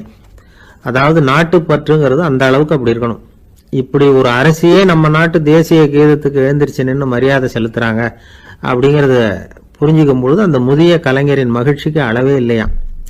அதுக்கப்புறம் அந்த பியானோ கலைஞர் ஒரு நாள் தன்னுடைய நண்பர் ஒருத்தர்கிட்ட பேசிக்கிட்டு இருந்தாராம். அப்போ சொன்னாராம், மகாராணியார் எனக்கு எவ்வளவோ பரிசுகள்லாம் கொடுத்துருக்குறாங்க. ஒரு தடவை எனக்கு வைரக்கல் பதித்த அணி ஒன்றை கூட பரிசாக கொடுத்தாங்க. ஆனால் அதை விட உயர்ந்த விலை மதிக்க முடியாத அணி என்ன தெரியுமா? நான் என்னுடைய நாட்டு தேசிய கீதத்தை நான் பாடுறப்போ அவங்க எழுந்திருச்சு நின்று மரியாதை செலுத்தினாங்களே, அதுதான் எனக்கு கிடைச்ச மிகப்பெரிய பரிசு அப்படின்னாராம். எனக்கு தெரிஞ்ச சங்கீத வித்வான் ஒருத்தர் இருக்கார். சமீபத்தில் ஒரு நாள் அவரை பார்த்தேன். எப்படி போயிட்டு இருக்கு உங்க தொழில் அப்படின்னு கேட்டேன். ரொம்பவும் வித்தியாசமாக போயிட்டு இருக்குங்க அப்படின்னார். என்ன சொல்றீங்க அப்படின்னு. முன்னாடியெல்லாம் நான் பாடினா எதிரில் இருக்கிறவங்க தான் எழுந்திரிச்சு போயிட்டு இருந்தாங்க. இப்போ எப்படின்னா நான் பாட ஆரம்பிச்சுட்டா உடனே பக்கவாத்தியக்காரனே எழுந்திரிச்சு போடுறான் அப்படின்னார் ரொம்ப வேதனையோட. உழைப்பும் நேர்மையும் உயர்வதற்கு வழிகள். அதை விட்டுட்டு உட்கார்ந்த இடத்துல இருந்துகிட்டே உயர போகணும் அப்படின்னு ஆசை கற்பனை பண்றாங்க. அந்த கற்பனையிலேயே பாதி வாழ்க்கை ஓடி போடுது. உழைப்புங்கிற வழியையும் நேர்மைங்கிற வழியையும் ஒதுக்கி விட்டு குறுக்கு வழியில ஓட நினைக்கிறவங்க குப்புற விழுந்துடுறாங்க. எந்த தொழிலை நாம செய்தாலும் சரி, அந்த தொழிலுக்குரிய பெருமையை நாம புரிஞ்சுக்கிட்டு அதுல ஈடுபடணும். அப்படி இல்லாம என்ன சார் பொழப்புது, இந்த தொழிலை மனுஷன் செய்வானா அப்படி புலம்பிக்கிட்டே இந்த தொழிலையே செஞ்சுக்கிட்டு இருக்கிறவங்க நம்மள பல பேர் உண்டு. செய்யும் தொழிலே தெய்வம் அப்படின்னு சொல்றாங்கல்ல, அப்படி சொல்றது எதுக்காக? அந்த அளவுக்கு அதுல ஒரு ஈடுபாடு வேணுங்கிறதுக்காகத்தான். ஒரு பெரிய மலைப்பகுதி, அந்த மலை அடிவாரத்துல ஒரு சிற்பி உட்காந்து ஒரு சிலையை வடிச்சுக்கிட்டு இருக்கிறான். கையில ஒரு சின்ன உளிய வச்சுக்கிட்டு ஒரு பெரிய கருங்கல் பாறையை கொஞ்சம் கொஞ்சமா உடைச்சுக்கிட்டு இருக்கான். ஒரு சிற்பத்தை வடிக்கிறதுங்கிறது அவ்வளவு உன்னதமான ஒரு தொழிலா? எல்லாராலையும் முடியுமா அது? அப்படி இருந்தும் அந்த சிற்பிக்கு மன நிறைவில்லை. அவன் நினைக்கிறான், இந்த கடுமையான வெயில்ல உட்கார்ந்து வேலை செய்யறது எவ்வளவு கஷ்டம். நாம ஒரு சிற்பியா இருக்கிறதுனால தானே சூரியன் கடுமையான வெப்ப கதிர்களை நம்ம மேல வீசுறான். நாமளே அந்த சூரியனா இருந்துட்டா இந்த கஷ்டம் இருக்காத. நம்மளை கஷ்டப்படுத்துறவன் நம்மளை விட வலிமை உள்ளவன், அதனால நாம அவனா மாறி விடுறதுதான் நல்லது அப்படின்னு அந்த சிற்பி யோசனை பண்ணான். அவன் எண்ணம் உடனே நிறைவேறிட்டுது. இயற்கைங்கிற மாபெரும் சக்தி அவனை ஒரு சூரியனா மாத்தி விட்டது. சிற்பி இப்போ ஒரு சூரியனா மாறினான். இனிமே இந்த உலகத்துல நம்மளை விட வலிமை உள்ளவன் வேற யாரும் கிடையாது அப்படின்னு நினைக்க ஆரம்பிச்சுட்டான். அவனுக்கு மகிழ்ச்சியா இருந்தது. அந்த மகிழ்ச்சி அதிக நேரம் நீடிக்கல. ஏன்னா கொஞ்ச நேரத்துல ஆகாயத்துல கரிய மழை மேகங்கள் அப்படியே சூழ்ந்து வந்தது. சூழ்ந்து வந்த மேகங்கள் சூரியனை மறைக்க ஆரம்பிச்சது. இப்போ சூரியனா இருந்த அந்த சிற்பி நினைச்சு பாக்குறான், என்ன இது, என்னையே இந்த மேகம் மூடி மறைக்குதுன்னா அது என்னை விட பெரிய ஆளா தான் இருக்கணும். அதனால இனிமே நாம சூரியனா இருக்கக்கூடாது, நாம மேகமா தான் இருக்கணும், அதுதான் கௌரவம் அப்படின்னு நினைக்க ஆரம்பிச்சிட்டான். இப்பவும் பாருங்க, இயற்கை அவனுடைய ஆசையை நிறைவேற்றி வச்சது. சூரியனா இருந்த சிற்பி மேகமா மாறினான். வான வீதியில அப்படியே உல்லாசமா வர ஆரம்பிச்சான். அந்த உல்லாசமும் அதிக நேரம் நீடிக்கல. எதிரில் பார்த்தா பிரம்மாண்டமான மலைகள் வழியை அடைச்சிட்டு நிக்குது. வேகமா வந்த மேகம் மலையில மோதிக்கிட்டுது. அந்த மலையை தாண்டி அப்பால செல்ல முடியல. இப்போ அந்த மேகம் நினைக்குது, நாம எந்த தடையும் இல்லாம அந்தரத்துல மிதந்து வர்றோம், நம்மையே போக விடாம தடுக்குதுன்னா அந்த மலைக்கு எப்பேற்பட்ட வலிமை இருக்கணும். இனிமேல நாம மேகமா இருந்து பிரயோஜனம் இல்ல, இருந்தா மலையா இருக்கணும், அதுதான் பெருமை அப்படின்னு நினைக்க ஆரம்பிச்சான். இப்பவும் பாருங்க, இயற்கை அவனுடைய ஆசையை நிறைவேற்றி வச்சது. மேகமா இருந்த சிற்பி மலையா மாறினான். பெரிய மலை பூமிக்கும் வானத்துக்குமா நின்றுகிட்டு இருக்கு. இனிமே நமக்கு எந்த கவலை இல்லை அப்படின்னு நினைச்சது அந்த மலை. இப்படி நினைச்சுக்கிட்டு இருந்த வேளையில அந்த மலையோட காலடியில அடிவாரத்துல ஏதோ சத்தம் கேட்டுது. என்ன சத்தம் இது அப்படின்னு சொல்லி அந்த மலை மெதுவா குனிஞ்சு பார்த்துதான். பார்த்தா அங்க ஒரு மனுஷன் தன்னுடைய கையில உளிய வச்சுக்கிட்டு மலையை கொத்திக்கிட்டு இருக்கிறான். ஏதோ ஒரு சிற்பத்தை வடிக்கிறதுக்காக அவன் முயற்சி பண்ணிட்டு இருக்கிறான். இப்போ அந்த மலை நினைச்சுதான், மலையே ஒருத்தன் உடைக்கிறான்னா அவன் எப்பேற்பட்ட வலிமை உள்ளவனா இருக்கணும்.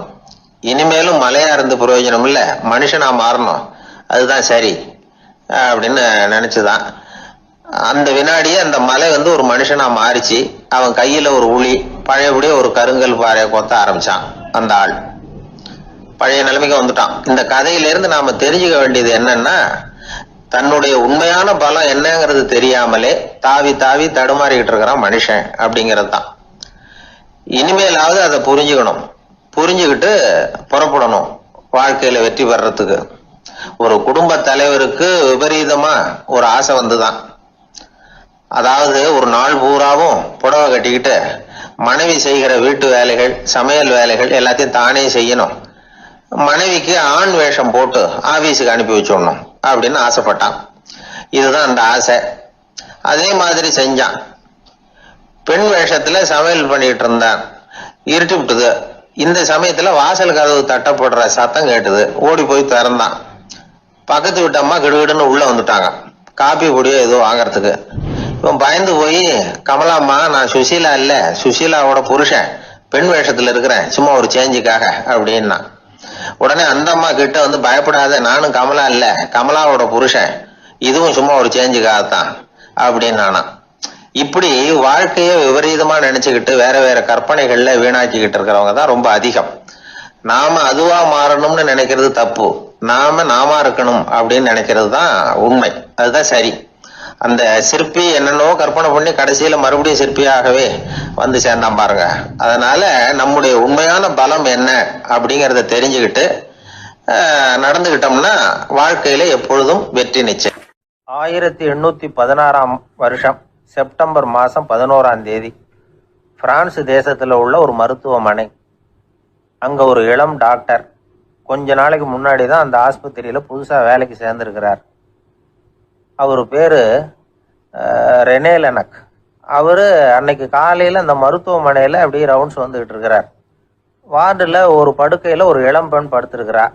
அந்த பொண்ணுக்கு இருதய நோயாக இருக்கலாம்ங்கிறது மற்ற டாக்டர்கள் சந்தேகம். அந்த காலத்துல எல்லாம் ஒருத்தருடைய இருதய துடிப்பை தெரிஞ்சுக்கணும்னா நோயாளியின் மார்புல டாக்டர் காதை வச்சு பார்த்து தான் தெரிஞ்சுக்கிறது வழக்கம். ஆனா இந்த பெண்ணும் இளம் பெண், அந்த டாக்டரும் புதுசா சேர்ந்திருக்கிறவர். அதனால பரிசோதனை பண்ண தயங்கினார். கொஞ்ச நேரம் யோசனை பண்ணார். திடீர்னு ஒரு ஞாபகம் வந்தது அவருக்கு. அதாவது அன்னைக்கு விடியற் காலையில தோட்டத்துல அப்படியே வாக்கிங் போயிட்டு இருந்தப்போ சின்ன பசங்கள்லாம் ஒரு மரக்கட்டையை வச்சு விளையாடிட்டு இருந்தாங்களாம். அதை அவர் பார்த்துருக்கிறார். அது என்ன விளையாட்டுனா, ஒரு நீளமான மரப்பலகை, அதில் ஒரு முனையில் ஒரு பையன் தன்னுடைய காதை வச்சுக்கிட்டு இருக்கிறான், மறுமுனையில் இன்னொரு பையன் அந்த மரப்பலகையை ஒரு ஆணியால் கீறிக்கிட்டு இருக்கிறான். ஒரு முனையில் ஆணியால் கீறும் பொழுது மறுமுனையில் காதை வச்சிருக்கிற பையனுக்கு அந்த சத்தம் துல்லியமாக கேட்குது. அந்த டாக்டருக்கு காலையில் பார்த்த இந்த விளையாட்டு ஞாபகத்துக்கு வந்துட்டுது. உடனே என்ன பண்ணார் தெரியுமா? ஒரு நீளமான காகிதத்தை எடுத்தார். அதை அப்படியே உருளை மாதிரி உருட்டினார். ஒரு முனையை அந்த நோயாளியின் மார்புல இடது பக்கம் வச்சார். இன்னொரு முனையில தன்னுடைய காதை வச்சார். என்ன ஆச்சரியம்! நோயாளியின் மார்புல நேரடியா காதை வச்சு கேட்கறத விட துல்லியமா கேட்டுது இதய துடிப்பு. இதய துடிப்பு மட்டும் இல்ல, மூச்சு இழுத்து விடுறது, திரவ பொருள்களின் அசைவு, எல்லா சத்தமும் தெளிவா கேட்குது. கிரேக்க மொழியில ஸ்டெத்தாஸ் அப்படின்னா மார்பு, ஸ்கோப்பின் அப்படின்னா பார்ப்பதுன்னு அர்த்தம். அதனால டாக்டர் ரெனே லெனக் தான் கண்டுபிடிச்ச கருவிக்கு ஸ்டெத்தஸ்கோப் அப்படின்னு பேர் வச்சார். அவரே முதல் மாடலையும் செஞ்சார். அளவு ரொம்ப பெருசா இருந்தது, சுலபமாக எடுத்துட்டு போகிறது கஷ்டம், அது அவ்வளோ கஷ்டமா இருந்தது அது. அதனால அவரே அதை அப்புறம் 2 பிரிவாக தயார் பண்ணார். இது 2 துண்டையும் டாக்டர் தன்னோட கோட்டு பாக்கெட்டில் வச்சுக்கலாம், தேவைப்படுறப்ப எடுத்து ஒன்றா சேர்த்துக்கலாம். இப்படிதான் அவர் ஆரம்பத்தில் பண்ணார். தன்னுடைய இந்த கண்டுபிடிப்பை பற்றி அவர் ஒரு புத்தகம் எழுதினார். நிறைய வித்துது, புகழும் பணமும் சேர்ந்தது. பணமும் புகழும் சேர்ந்தது மாதிரியே அவருக்கு ஒரு நோயும் சேர்ந்தது. அது என்ன நோயின்னு கண்டுபிடிக்கிறதுக்கும் அவர் கண்டுபிடிச்ச கருவி தான் உபயோகப்பட்டு தான். அவரே அதை கண்டுபிடிச்சார். அவருக்கு வந்திருந்தது காச நோய். 1826ஆம் வருஷம் ஆகஸ்ட் மாதம் 13ஆம் தேதி உலகத்தின் முதல் ஸ்டெதஸ்கோப்பை கண்டுபிடிச்ச டாக்டர் ரெனே லெனக் காலமானார்.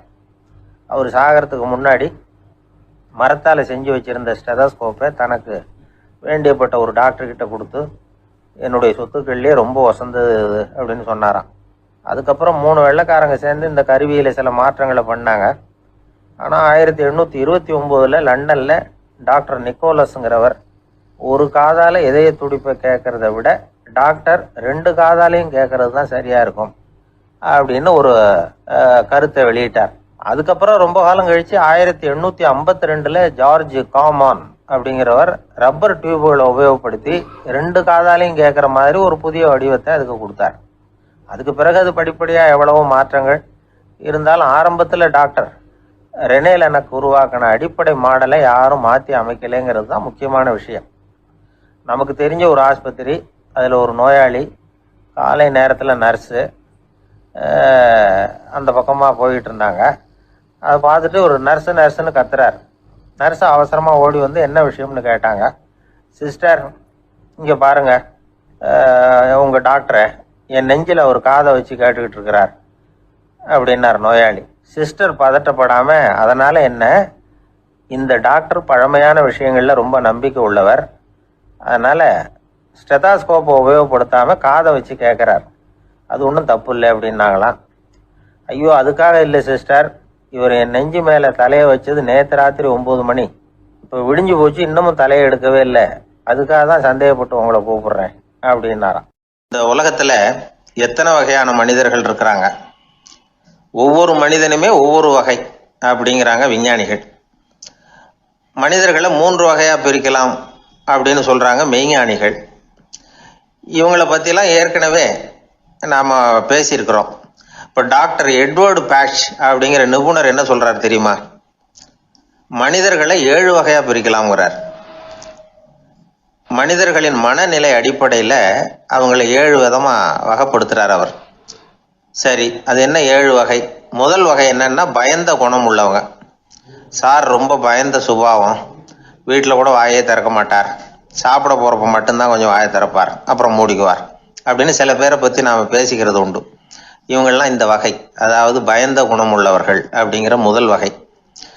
சரி, 2வது வகை என்னன்னா, சஞ்சலப்படுகிறவர்கள், எதுக்கு எடுத்தாலும் கலக்கம், குழப்பம், இப்படியே காலம் தள்ளிட்டு இருப்பாங்க. பல பேர் பார்த்துருப்பீங்க. அவங்கெல்லாம் இந்த வகை. 3வது வகை என்னன்னா, யதார்த்த உலகை மறந்து கற்பனை உலகத்திலேயே மிதக்கிறவங்க. இளைஞர்கள், கவிஞர்கள், இப்படி பல பேர் இருக்கிறாங்க. எப்போ பார்த்தாலும் கற்பனை உலகத்திலேயே மிதந்துக்கிட்டு இருப்பாங்க. கிட்டத்தில் போய் என்னங்க ஒரு மாதிரியா இருக்கிறீங்க அப்படின்னு கேட்டு பாருங்க, அவங்களெல்லாம் ஏதோ ஒரு அற்ப புழுவை பார்க்கறது மாதிரி அவங்கள பார்ப்பாங்க. அதுவும் அந்த வானத்து நிலாவை பாருங்கள், அது என்னை வா வான்னு கூப்பிடுது, எனக்கு சீக்கிரத்தில் ஒரு நாள் சிறகுகள் முளைக்கும், சிறகடித்து வானத்தில் பறந்து போவேன், அந்த செல்ல நிலாவை கொஞ்சிவிட்டு வருவேன், இப்படிலாம் பேசிகிட்டு இருப்பாங்க. கொஞ்சிறது அப்புறம் இருக்கட்டும், இப்போ கஞ்சிக்கு வழியே பாருப்பா அப்படின்னா அதை காதில் வாங்க மாட்டாங்க. நாம் ஏதோ இந்த உலகத்தை அனுபவிக்க தெரியாதவர்கள் மாதிரி நம்மளை அவங்க கவனிப்பாங்க. இப்படி ஒரு ரகம். 4வது வகை மனிதர்கள் எப்படின்னா, இவங்க தனிமை உணர்வு மிக்கவர்கள். இவங்க மற்றவங்களோட இயல்பாக நெருங்கி பழகிறதில்ல. தான் உண்டு தன்னுடைய வேலை உண்டுன்னு இருந்துட்டு போகிறவங்க. அடுத்த வீட்டில் இருக்கிறவர் யார் அப்படின்னு கேட்டால் கூட அடுத்த வீடுன்னு ஒன்று இருக்கா அப்படிங்கிறது மாதிரி நம்ம முகத்தை பார்ப்பாங்க. அவங்ககிட்ட மேற்கொண்டு நாம் என்னத்தை பேச முடியும்? இப்படி ஒரு வகை. 5வது வகை மனிதர்கள் எப்படின்னா, இவங்க மற்றவங்க செல்வாக்குக்கு உட்பட மறுப்பவர்கள். அடுத்தவங்களோட செல்வாக்குக்கு இவங்க ஆட்படுறதில்ல. நான் யார் தெரியுமான்னு கேட்டால் அதை தெரிஞ்சுட்டு எனக்கு என்ன ஆக போகுதும்பாங்க. இவங்கெல்லாம் அந்த ரகம். 6வது வகை மனிதர்கள் எப்பவும் எதுலேயும் பற்று இல்லாமல் இருக்கிறவங்க. இது ஒரு துறவு மனப்பான்மை. இயல்பாகவே சில பேர் இப்படி உண்டு. அவங்களுக்கு எதுலேயும் ஒரு ஈடுபாடு இருக்காது. அப்படிப்பட்டவங்கெல்லாம் 6வது வகை. 7வது வகை மனிதர்கள் மற்றவங்க கவலையை தன்னுடையதாக ஆக்கிக்கிட்டு கவலைப்படுறவங்க. இவங்கெல்லாம் மகாத்மாக்கள். தாம் வேறு அடுத்தவங்க வேறு அப்படிங்கிற எண்ணம் இவங்களுக்கு வர்றதில்லை. அதனால் அடுத்தவங்களுக்கு ஒரு துன்பம் வந்ததுன்னா இவங்களால சும்மா இருக்க முடியறதில்ல. ஆகக்கூடி இப்படி 7 விதமான மனிதர்களை அடையாளம் காட்டுறார் அந்த நிபுணர். இதில் நாம் எந்த வகையில் வர்றோம் அப்படிங்கிறத நாம தான் அடையாளம் கண்டுபிடிக்கணும். எனக்கு தெரிஞ்ச ஒரு மனிதர் உண்டு. அவர் ஒரு வித்தியாசமான வகை. எதையும் நடைமுறை சாத்தியமாக சிந்திக்கிறவர். எப்பவும் அடுத்தவங்களும் நல்லா இருக்கணும், நாமும் நல்லா இருக்கணும் அப்படின்னு ஆசைப்படுறவர். அவருக்கு ஒரு சமயம் திடீர்னு உடம்பு சுகம் இல்லாமல் போயிட்டுது. டாக்டர்கிட்ட போனார், பணம் கொடுத்தார், வைத்தியம் பார்த்துக்கிட்டார். அவர் எழுதி கொடுத்த மருந்து சீட்டை வாங்கினார். ஒரு மருந்து கடைக்கு போனார், பணம் கொடுத்தார், மருந்து வாங்கினார். அதை எடுத்துகிட்டு வீட்டுக்கு வந்தார். அதுக்கப்புறம் அந்த மருந்து அவர் சாப்பிடணும்ல, சாப்பிடவே இல்லை. அப்படியே சும்மா வச்சுட்டார். அவரை பார்த்து கேட்டேன், ஏன் சார் இப்படி பண்ணுறீங்க? வீண் செலவு தானே இது, நீங்கள் ஏன் டாக்டர்கிட்ட போய் பணம் செலவு பண்ணுனீங்கன்னு கேட்டேன். அவர் சொன்னார், டாக்டர் வாழணும் இல்லையா, அதனால தான் அப்படின்னார். சரி, அப்புறம் ஏன் மருந்து வாங்கினீங்க அப்படின்னு கேட்டேன். மருந்து கடைக்காரர் வாழணும் இல்லையா, அதனால தான் அப்படின்னார். சரி, அப்புறம் ஏன் வாங்கின மருந்து சாப்பிடாம வச்சுட்டீங்க அப்படின்னதுக்கு, நான் வாழணும் இல்லையா, அதனால தான் அப்படின்னார். இவர் வாழ்க்கையை புரிஞ்சுக்கிட்டவர். இப்படி வாழ்க்கையை புரிந்து கொண்டு வாழ தெரிஞ்சுக்கணும். எந்த வகை மனிதர் நாம் அப்படிங்கிறத புரிஞ்சுக்கிட்டு வாழ்ந்தோம்னா வாழ்க்கையில வெற்றி நிச்சயம். எதிர்காலத்தை நினைச்சா எனக்கு ரொம்ப பயமா இருக்கு சார் அப்படின்னு சொல்றவங்க நிறைய பேர் இருக்கிறாங்க. அதாவது பயப்படாத மனிதர்கள்னு யாருமே கிடையாது. ஒவ்வொருத்தருக்கும் ஒவ்வொரு விதமான பயம் இருந்தாலும் ஒட்டுமொத்தமா பார்க்குறப்போ மனிதனுக்கு 6 விதமான பய உணர்வுகள் வரலாம் அப்படின்னு பெரியவங்க சொல்றாங்க. எல்லா விதமான பயமும் இந்த 6 வகைக்குள்ள அடக்கம். அந்த 6 வகை பயமும் 6 எதிரிகள் மாதிரியாம். 6 எதிரிகளையும் புரிஞ்சுக்கிட்டோம்னா போதும், வாழ்க்கையில சுலபமா வெற்றி அடைய முடியும். சரி, அந்த 6 வகை பயம் என்னென்ன அப்படின்னு பார்ப்போம். முதல்ல வறுமை பற்றிய பயம். 2வது பழிச்சொல் பற்றிய பயம். 3வது உடல் நலம் பாதிப்பு பற்றிய பயம். 4வது என்னன்னா காதல் தோல்வி. 5வது முதுமை. 6வது மரணம். அதாவது பயப்படுறதுங்கிறது ஒரு மனநிலை தான். இந்த மனநிலையை கட்டுப்படுத்த முடியும், திசை திருப்ப முடியும். சரி, இந்த பயங்களின் அறிகுறிகள் எப்படி இருக்கும்? வறுமை பற்றிய பயம் அப்படின்னு முதல்ல சொன்னோம் இல்லையா, அந்த பயத்தின் அறிகுறிகளை தெரிஞ்சுக்குவோம். எதுலேயும் அக்கறை இல்லாமல் இருக்கிறது, ஒரு குறிக்கோள் இல்லாமல் இருக்கிறது, வறுமையை சகிச்சுக்கிறது, வாழ்க்கையில் கிடைக்கிறது எதுவாக இருந்தாலும் ஆட்சேபனை இல்லாமல் ஏற்றுக்கிறது, மனசாலும் உடம்பாலும் சோர்ந்து போயிருக்கிறது, ஆர்வம், முனைப்பு, கற்பனை திறன் எதுவுமே இல்லாமல் இருக்கிறது. இதெல்லாம் தான் அந்த வறுமை பற்றிய பயத்தின் அறிகுறிகள். அந்த அடுத்தது ஒன்று பார்த்தோமே, பழிச்சொல் பற்றிய பயம். அதாவது அடுத்தவங்க நம்மளை குறை சொல்லி விடுவாங்களோ அப்படிங்கிற பயம். இதுக்கு அறிகுறி என்ன தெரியுமா? புதியவர்களை சந்திக்கிறதுக்கு பயப்படுறது, முடிவு எடுக்க முடியாமல் குழம்புறது, பிரச்சனைகளை தவிர்க்க விரும்புறது, தாழ்வு மனப்பான்மை, வரவுக்கு மீறி செலவு செஞ்சு இமேஜை உயர்த்திக்கிறது, குறிக்கோள் இல்லாத வாழ்க்கை. இதெல்லாம் தான் அதுக்கு அறிகுறிகள். 3வது பயம் உடல் நலம் பாதிப்பு பற்றிய பயம். அதாவது நோய் பற்றிய பயம். ஒரு உண்மை என்ன தெரியுமா? டாக்டரை சந்திக்கிற மனிதர்களில் 75% பேர் தங்களுக்கு நோய் வந்துட்டுதுங்கிற கற்பனையில் இருக்கிறவங்களாம். நிஜமாவே நோய் கிடையாது அவங்களுக்கு.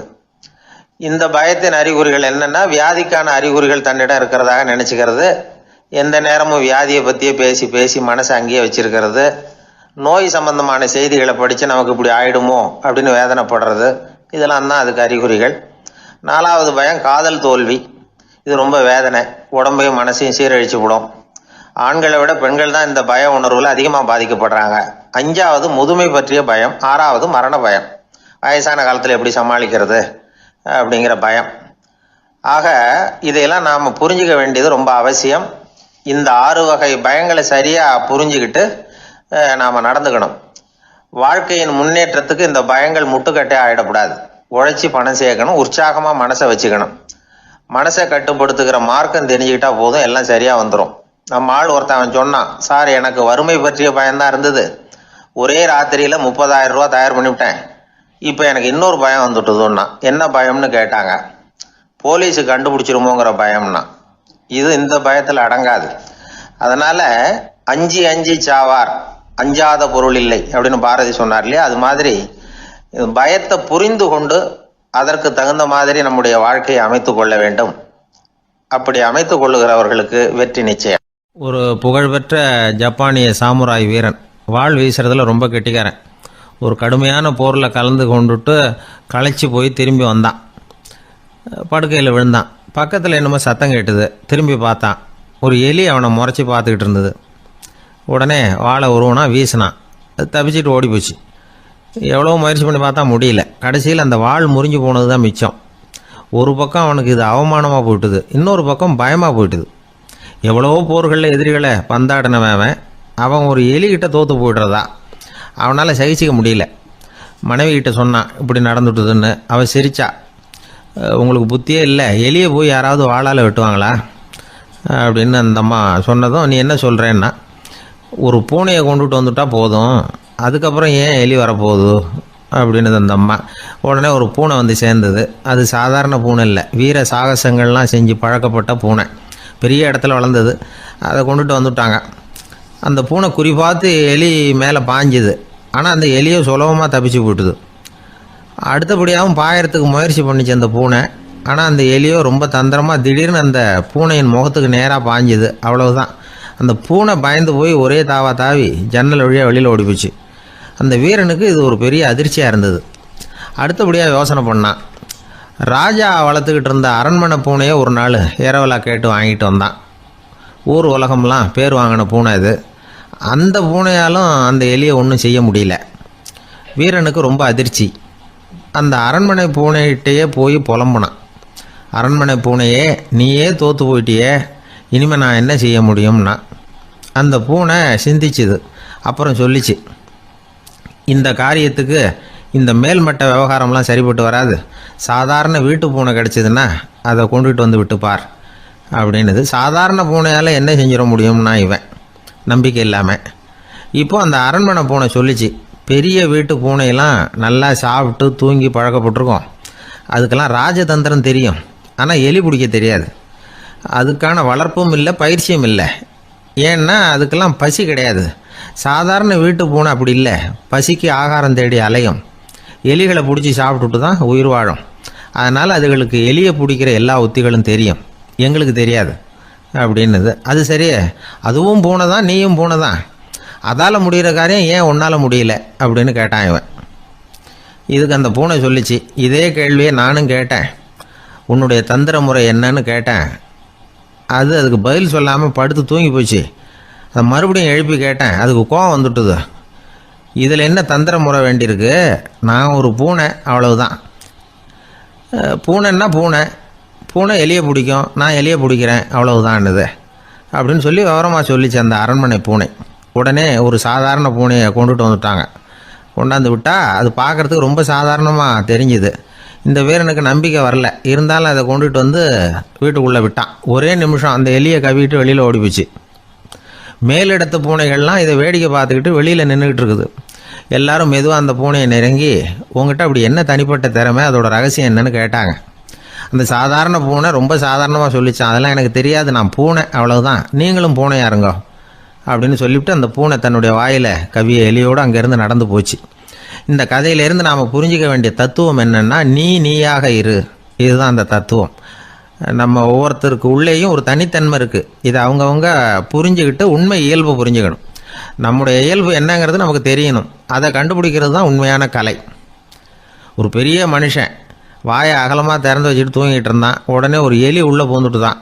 வீட்டு வேலையாள் டாக்டருக்கு ஃபோன் பண்ணான். எங்கள் முதலாளி வாய்க்குள்ளே ஒரு எலி பூந்துட்டுது டாக்டர் அப்படின்னா. நான் உடனே புறப்பட்டு வரேன், அதுக்கு முன்னாடி நீ ஒரு ரொட்டி துண்டை எடுத்து ஒரு வாய்க்கு முன்னாடி காட்டு, உள்ளே போன எலி வெளியில் வந்துடும்னார் டாக்டர். சரின்னு சொல்லிவிட்டான். கொஞ்ச நேரத்தில் டாக்டர் அங்கே போய் சேர்ந்தார். அப்போ வேலைக்காரன் ஒரு பெரிய மீனை அவர் வாய்க்கு நேராக இப்படியும் இப்படியும் ஆட்டிக்கிட்டு இருந்தான். நான் ரொட்டி துண்டை தானே காட்ட சொன்னேன்னார் டாக்டர். அவன் சொன்னான், எலியை வெளியில் கொண்டுட்டு வர்றதுக்கு ரொட்டி துண்டை காட்ட சொன்னீங்க டாக்டர், அதுக்கப்புறம் அந்த எலியை துரத்திக்கிட்டு ஒரு பூனை உள்ளே போயிருக்கு, அதுக்காக தான் இந்த மீனை காட்டிகிட்டு இருக்கேன் நானா. இது எதுக்குன்னா இப்படி வேடிக்கையாக சொல்கிறது, பூனை பூனையாக இருக்க வேண்டும், எலி எலியாக இருக்க வேண்டும், மனுஷன் மனுஷனாக இருக்க வேண்டும் அப்படிங்கிறத புரிஞ்சுக்கிறது. நாம இருக்கிற வரை வெற்றி நிச்சயம். ஒரு ஊரில் ஒரு ஆள் இருந்தான். அவனுக்கும் அவன் மனைவிக்கும் சண்டை. இவன் கோவிச்சுக்கிட்டு வீட்டை விட்டு வெளியில் வந்துட்டான். நேராக தன்னுடைய நண்பன் ஒருத்தனை தேடிட்டு போனான். அந்த நண்பன் எப்படின்னா எதுக்கும் அசர மாட்டான், எப்பவும் மகிழ்ச்சியாக இருப்பான். அவங்ககிட்ட போய் இவன் யோசனை கேட்டான். அது சரி, நீ எப்படி எப்பவும் மகிழ்ச்சியாக இருக்கிற, என்னால் அப்படி இருக்க முடியலையே அப்படின்னு கேட்டான். என்ன நடந்தது சொல்லுன்னா அவன், வீட்டில் எனக்கும் என் மனைவிக்கும் தகராறு, நிம்மதி இல்லை, அதுதான் இங்கே வந்தேன், உங்ககிட்ட யோசனை கேட்கலாமேன்னு அப்படின்னு விவரத்தை சொன்னான். அதை கேட்டுவிட்டு அதுக்கப்புறமா இவன் சொன்னான், இந்த பாருப்பா, இது ஒன்றும் பெரிய விஷயம் இல்லை, எனக்கு 2 மனைவிகள், 2 வீடு. ஒரு வீட்டில் சண்டை வந்துட்டுதுன்னா நேராக இன்னொரு வீட்டுக்கு வந்துடுவேன், இங்கே சண்டை வந்துட்டுதுன்னா நேராக அங்கே போயிடுவேன். 2 குடும்பம் இருக்கிறதுனால இப்படி ஒரு வசதி, இதுதான் என்னுடைய மகிழ்ச்சியின் ரகசியம் அப்படின்னு நானா. ஓ அப்படியா விஷயம், இப்போ புரிஞ்சுக்கிட்டேன், உன்னுடைய யோசனைக்கு ரொம்ப நன்றி அப்படின்னு சொல்லிவிட்டு அவன் திரும்பி வந்துட்டான். அங்கே இங்கே தேடினான். ஒரு வாரத்துக்குள்ளே இன்னொரு பொண்ணை தேடி கண்டுபிடிச்சி கல்யாணம் பண்ணிட்டான். இப்போ இவனுக்கும் 2 வீடு ஆயிட்டுது. அதுக்கப்புறம் என்னாச்சு தெரியுமா, இவன் 2வதா கல்யாணம் பண்ணிக்கிட்டு வந்தானே, இந்த செய்தி முதல் மனைவிக்கு தெரிஞ்சு போச்சு. போனான், அது கழுத்தை பிடிச்சி வெளில தள்ளி விட்டு கதவை சாத்தி விட்டுது. இனிமேல் இந்த பக்கம் வராத, எனக்கு தெரியாமல் எப்படி நீ இன்னொரு கல்யாணம் பண்ண அப்படின்னு சொல்லி அடித்து விரட்டி விட்டுது. இவன் அதனால என்ன பரவாயில்லன்னு 2வது மனைவி வீட்டுக்கு போனான். அங்கே பார்த்து, நீ எனக்கு கல்யாணம் பண்ணுறதுக்கு முன்னாடி ஏற்கனவே உனக்கு கல்யாணம் ஆச்சுங்கிற விஷயத்த ஏன் என்கிட்ட சொல்லலை அப்படின்னு சொல்லி அதுவும் கழுத்தை பிடிச்சி வெளில தள்ளி விட்டுது. இவன் வீதிக்கு வந்துட்டான். இங்கேயும் போக முடியல, அங்கேயும் போக முடியல. என்ன இது, அவன் சொல்லி கொடுத்த யோசனை ஒன்றும் சரியாக வரலையே அப்படின்னு யோசனை பண்ணிக்கிட்டே நடந்தான். வழியில் ஒரு பாழடைஞ்ச மண்டபம். சரி, இன்னைக்கு ராத்திரி இங்கேயே படுத்துருவோம், வேற எங்கேயும் போய் படுத்துவங்க முடியாது, அதான் 2 பேரும் விரட்டி விட்டாங்களே, என்ன பண்ணுறது அப்படின்னு சொல்லி அந்த மண்டபத்தில் போய் ஒரு தூணில் ஓரமாக சாஞ்சி உக்காந்தான். அப்போ எதிர்த்தாப்புல இன்னொரு தூண் ஓரமாக யாரோ அசைகிறது மாதிரி தெரிஞ்சுது, லேசான இருட்டில்.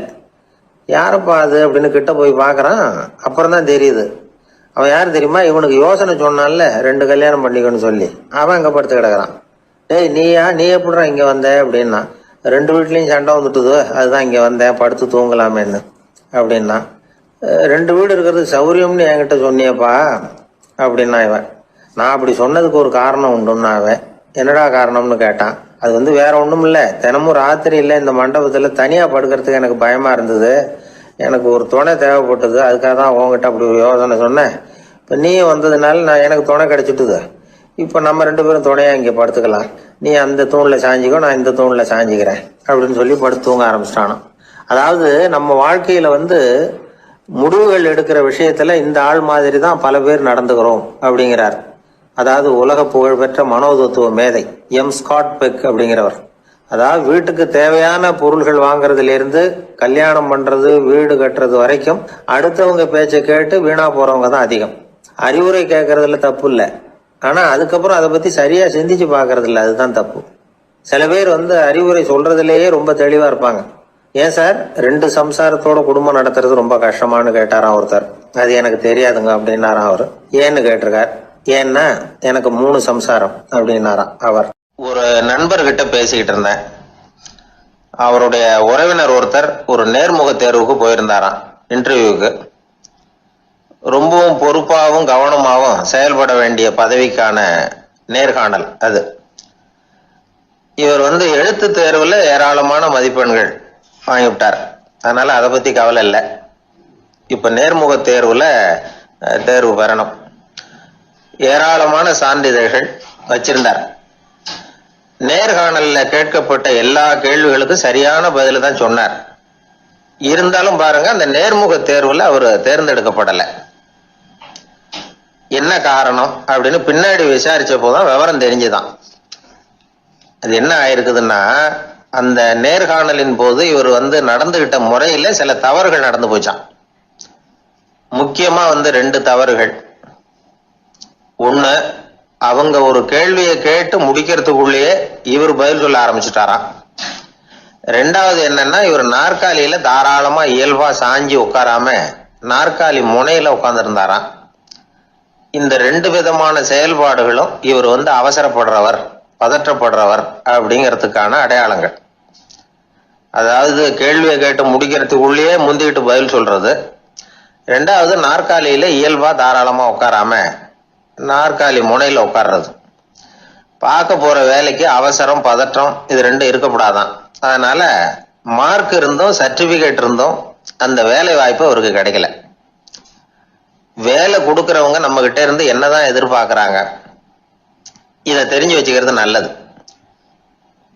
முதல்ல மற்றவர்களுடன் தொடர்பு கொள்ளும் திறமை, அதாவது எபிலிட்டி டு கம்யூனிகேட். நீங்க நினைக்கிறத அழகா தொகுத்து வகைப்படுத்தி சொல்ல தெரியுதான்னு பார்ப்பாங்க.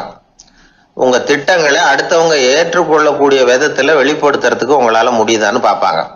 இதுக்கு என்ன செய்யறது? குழப்பம் இல்லாம சிந்திக்கணும், குழப்பம் இல்லாம பேசணும். ரெண்டாவது விஷயம் என்னன்னா புத்திசாலித்தனம், அதாவது இன்டெலிஜென்ஸ். ஏத்துக்க போற வேலையை நல்ல விதமா செய்ய முடியுமா உங்களால, அதை எந்தெந்த வழியில செய்யலாம் அப்படிங்கிறத உங்களால தீர்மானிக்க முடியுமா, அந்த வேலைக்கான புது புது யோசனைகளை உங்களால சொல்ல முடியுமா அப்படின்னு பார்ப்பாங்க. இது இன்டெலிஜென்ஸ். மூணாவது தன்னம்பிக்கை, அதாவது செல்ஃப் கான்பிடன்ஸ். உங்களுக்கு அது உண்டா அப்படிங்கிறத கவனிப்பாங்க. எந்த சூழ்நிலையையும் சமாளிக்கணும், எப்படிப்பட்ட மனிதர்களையும் சமாளிக்கிற தைரியம் வேணும், அடுத்தவங்களை நமக்கு சாதகமா திருப்பக்கூடிய தன்னம்பிக்கை வேணும். நாலாவது பொறுப்புகளை முன்வந்து ஏற்றுக்கொள்ளுதல், வில்லிங்னஸ் டு அக்செப்ட் ரெஸ்பான்சிபிலிட்டி. பொறுப்புகள்ல இருந்து நழுவி போக ஆசைப்படாம செஞ்சு முடிக்கணும். அஞ்சாவது முன் வருதல், இனிஷியேட்டிவ். வேலையோட முக்கியத்துவம் உணர்ந்து அதை ஏத்துக்கிட்டு தகுந்த நடவடிக்கைகளை தயங்காம எடுக்கிறதுக்கு முன் வரணும். ஆறாவது என்னன்னு கேட்டீங்கன்னா தலைமைத்துவம், லீடர்ஷிப். 4 பேருக்கு தலைமை தாங்கி நல்ல விதத்துல நடந்துக்க தெரியுதா. ஏழாவது கற்பனை திறன், இமேஜினேஷன். சில பிரச்சனைகள் வரக்கூடும் அப்படின்னு முன்கூட்டியே யூகிச்சு அதுக்கு தகுந்த மாதிரி நடவடிக்கை எடுக்கிற திறமை உண்டா அப்படிங்கிறத பார்ப்பாங்க. எட்டாவது என்னன்னா வளைந்து கொடுத்தல், பிளெக்சிபிலிட்டி. சூழ்நிலைக்கு தகுந்த மாதிரி, மாற்றங்களுக்கு தகுந்த மாதிரி அனுசரிச்சு நடந்துக்கிறதுக்கு தெரியுதா அவங்களுக்கு அப்படிங்கிறத கவனிப்பாங்க. அடுத்தது திறமைகளை வெளிக்கொணரும் திறமை, இன்டர்பர்சனல் ஸ்கில்ஸ். அடுத்தவங்க கிட்ட இருக்கிற திறமையை கண்டுபிடிச்சு அதை நல்ல விதத்துல ஊக்கப்படுத்தி பயன்படுத்த தெரியுதா அப்படின்னு பார்ப்பாங்க. ஆறாவது சுய அறிவு, செல்ஃப் நாலேஜ். அடுத்தவங்க நம்மளை பத்தி என்ன நினைக்கிறாங்க அப்படிங்கறத நம்மளால புரிஞ்சுக்க முடியுதாங்கிறது முக்கியம். அடுத்தது போட்டி மனப்பான்மை, காம்படிட்டிவ்னஸ். அடுத்தவங்களை ஒப்பிட்டு பார்த்து அதை விட ஒரு படி மேல வரணுங்கிற குணம் வேணும். இதுக்கு அடுத்தது என்னன்னா குறிக்கோளை வெல்லுதல், கோல் அச்சீவ்மெண்ட். குறிக்கோளை சவாலா எடுத்துக்கிட்டு அதை அடையணும். அப்புறம் வேறுபட்ட திறமைகள், ஒகேஷனல் ஸ்கில்ஸ். பதவிக்கு வேண்டிய திறமைகள் தவிர மற்ற திறமைகள் எதுவும் உண்டாங்கிறது முக்கியம். நமக்கு வேலை கொடுக்கணும்னு நினைக்கிறவங்க நம்ம கிட்ட இருந்து இவ்வளவும் எதிர்பார்ப்பாங்க. அதுக்கு தகுந்த மாதிரி நம்மளை நாமே தயார்படுத்திக்கணும். எனக்கு வேண்டப்பட்ட ஒருத்தர் ஒரு இன்டர்வியூக்கு போயிட்டு வந்தார், நேர்காணலுக்கு. எப்படி இருந்தது இன்டர்வியூன்னு விசாரிச்சேன். நான் போனேன், அவர் கேட்ட எல்லா கேள்விக்கும் அவர் எதிர்பார்த்தது மாதிரியே எல்லா பதிலையும் சொன்னேன். கடைசியா நான் எதிர்பார்க்காத ஒரு தகவலை அவர் சொன்னார் அப்படின்னாரு. என்னன்னு கேட்டேன். அவரும் என்ன மாதிரியே இன்டர்வியூக்கு வந்தவர் தானா, சும்மா என்ன கேள்வி கேட்டுக்கிட்டு உட்காந்துருந்தாராம் அப்படின்னார். அதனால ஒரு நேர்காணலுக்கு போறதுக்கு முன்னாடி என்ன எதிர்பார்க்கறாங்க அப்படிங்கறத தெரிஞ்சுக்கிட்டு போனா வெற்றி நிச்சயம். எனக்கு ஒரு நண்பர், அவர் ஒரு வழக்கறிஞர். ஒரு நாள் அவர்கிட்ட பேசிக்கிட்டு இருந்தேன்.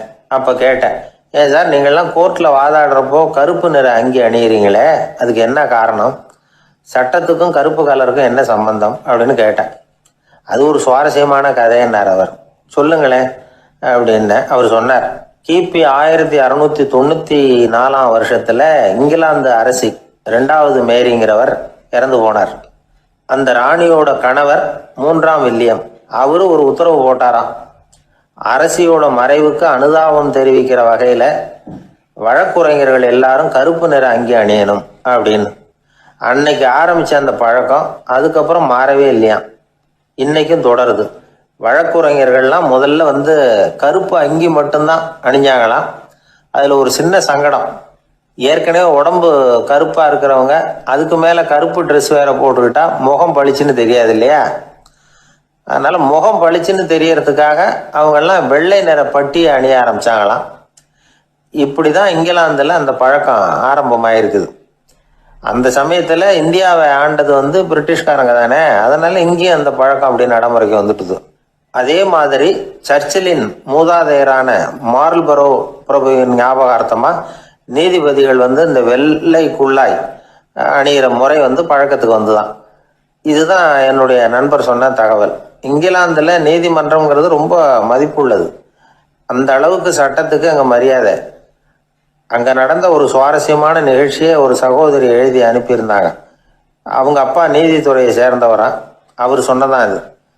அவங்க எழுதி அனுப்பியிருந்த விஷயம் என்னன்னா, அங்க ஒரு கேஸ்ல ஒரு முக்கியமான தீர்ப்பு வழங்க வேண்டி இருக்குது.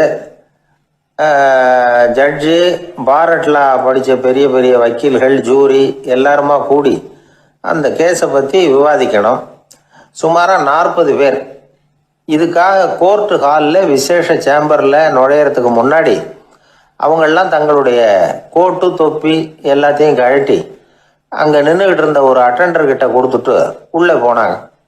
அந்த ஆள் படிக்காதவர். அவரு ஒவ்வொருத்தர் கொடுக்கறதையும் வாங்கி அங்க அப்படியே ஒரு இடத்துல அடுக்கி வைக்கிறார். அப்படியே வாங்கி உள்ள வச்சுக்கிட்டு இருக்கிறார் ஒவ்வொரு இடத்துல. அது அவரோட வேலை. உள்ள போன ஜட்ஜி, வக்கீல், ஜூரி எல்லாரும் ரொம்ப நேரமா அந்த கேஸை பத்தி விவாதிக்கிறாங்க.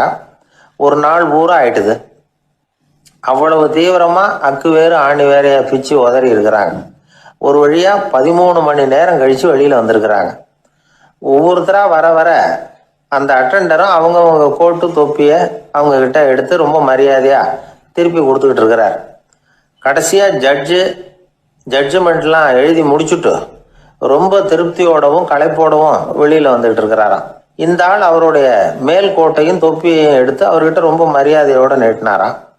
ஜட்ஜுக்கு ரொம்ப ஆச்சரியம். இந்த ஆள் எப்படி இவ்வளவு பேரோட கோட்டு தொப்பி எல்லாத்தையும் ஞாபகம் பேசகாம திருப்பி கொடுக்குறார் அப்படிங்கிறது அவருக்கு ஆச்சரியம். அதனால அவர் அந்த ஆளை பார்த்து கேட்டாராம், ஏப்பா இந்த கோட்டை கொடுக்குறிய, இது என்னோடது தானா, என்னோடது தான் உனக்கு எப்படி தெரியும் அப்படின்னாராம். இதுக்கு அந்த பியூனு ரொம்ப பதவிசா பதில் சொன்னாராம், ஐயா இந்த கோட்டு ஹேட்டை உங்ககிட்ட வாங்கி மாட்டினேன், இப்ப திரும்ப உங்ககிட்ட தரணும், தந்துட்டேன், இதுதான் என்னோட வேலை, மற்றபடி இது உங்களோடதா இல்லையா அப்படிங்கறதெல்லாம் எனக்கு தெரியாதுங்க அப்படின்னாராம்.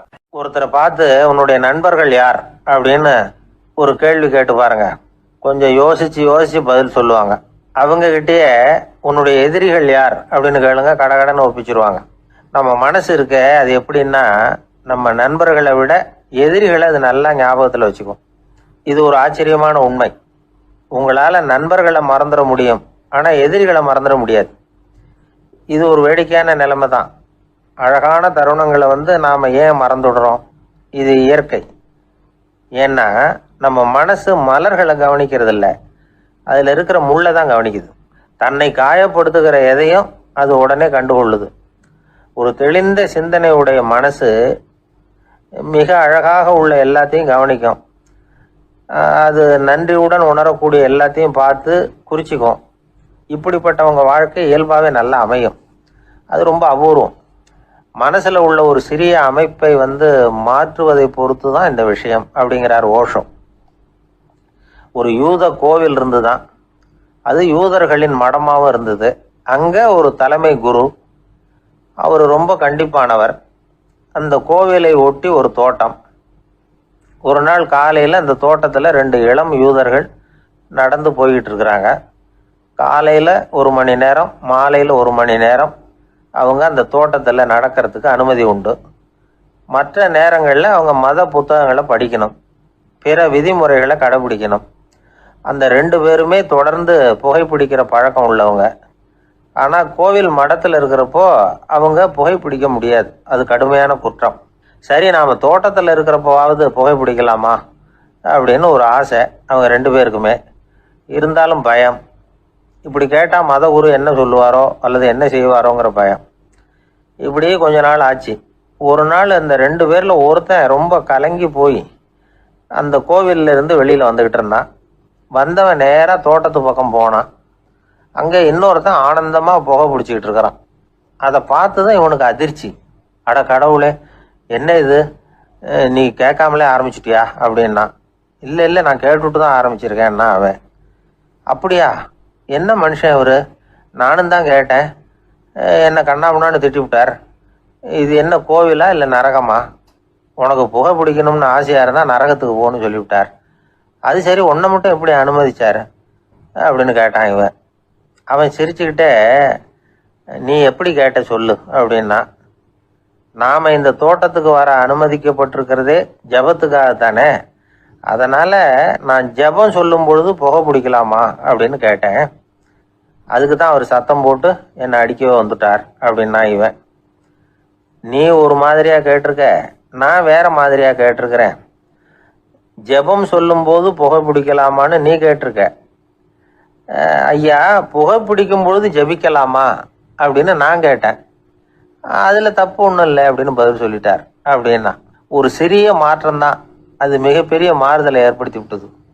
மனசு நல்ல விதமாக சிந்திக்க ஆரம்பிச்சுட்டுதுன்னா மகிழ்ச்சிக்கு பஞ்சம் இல்லை. ஒரு கஞ்சன் ஆற்றுல விழுந்துட்டான்.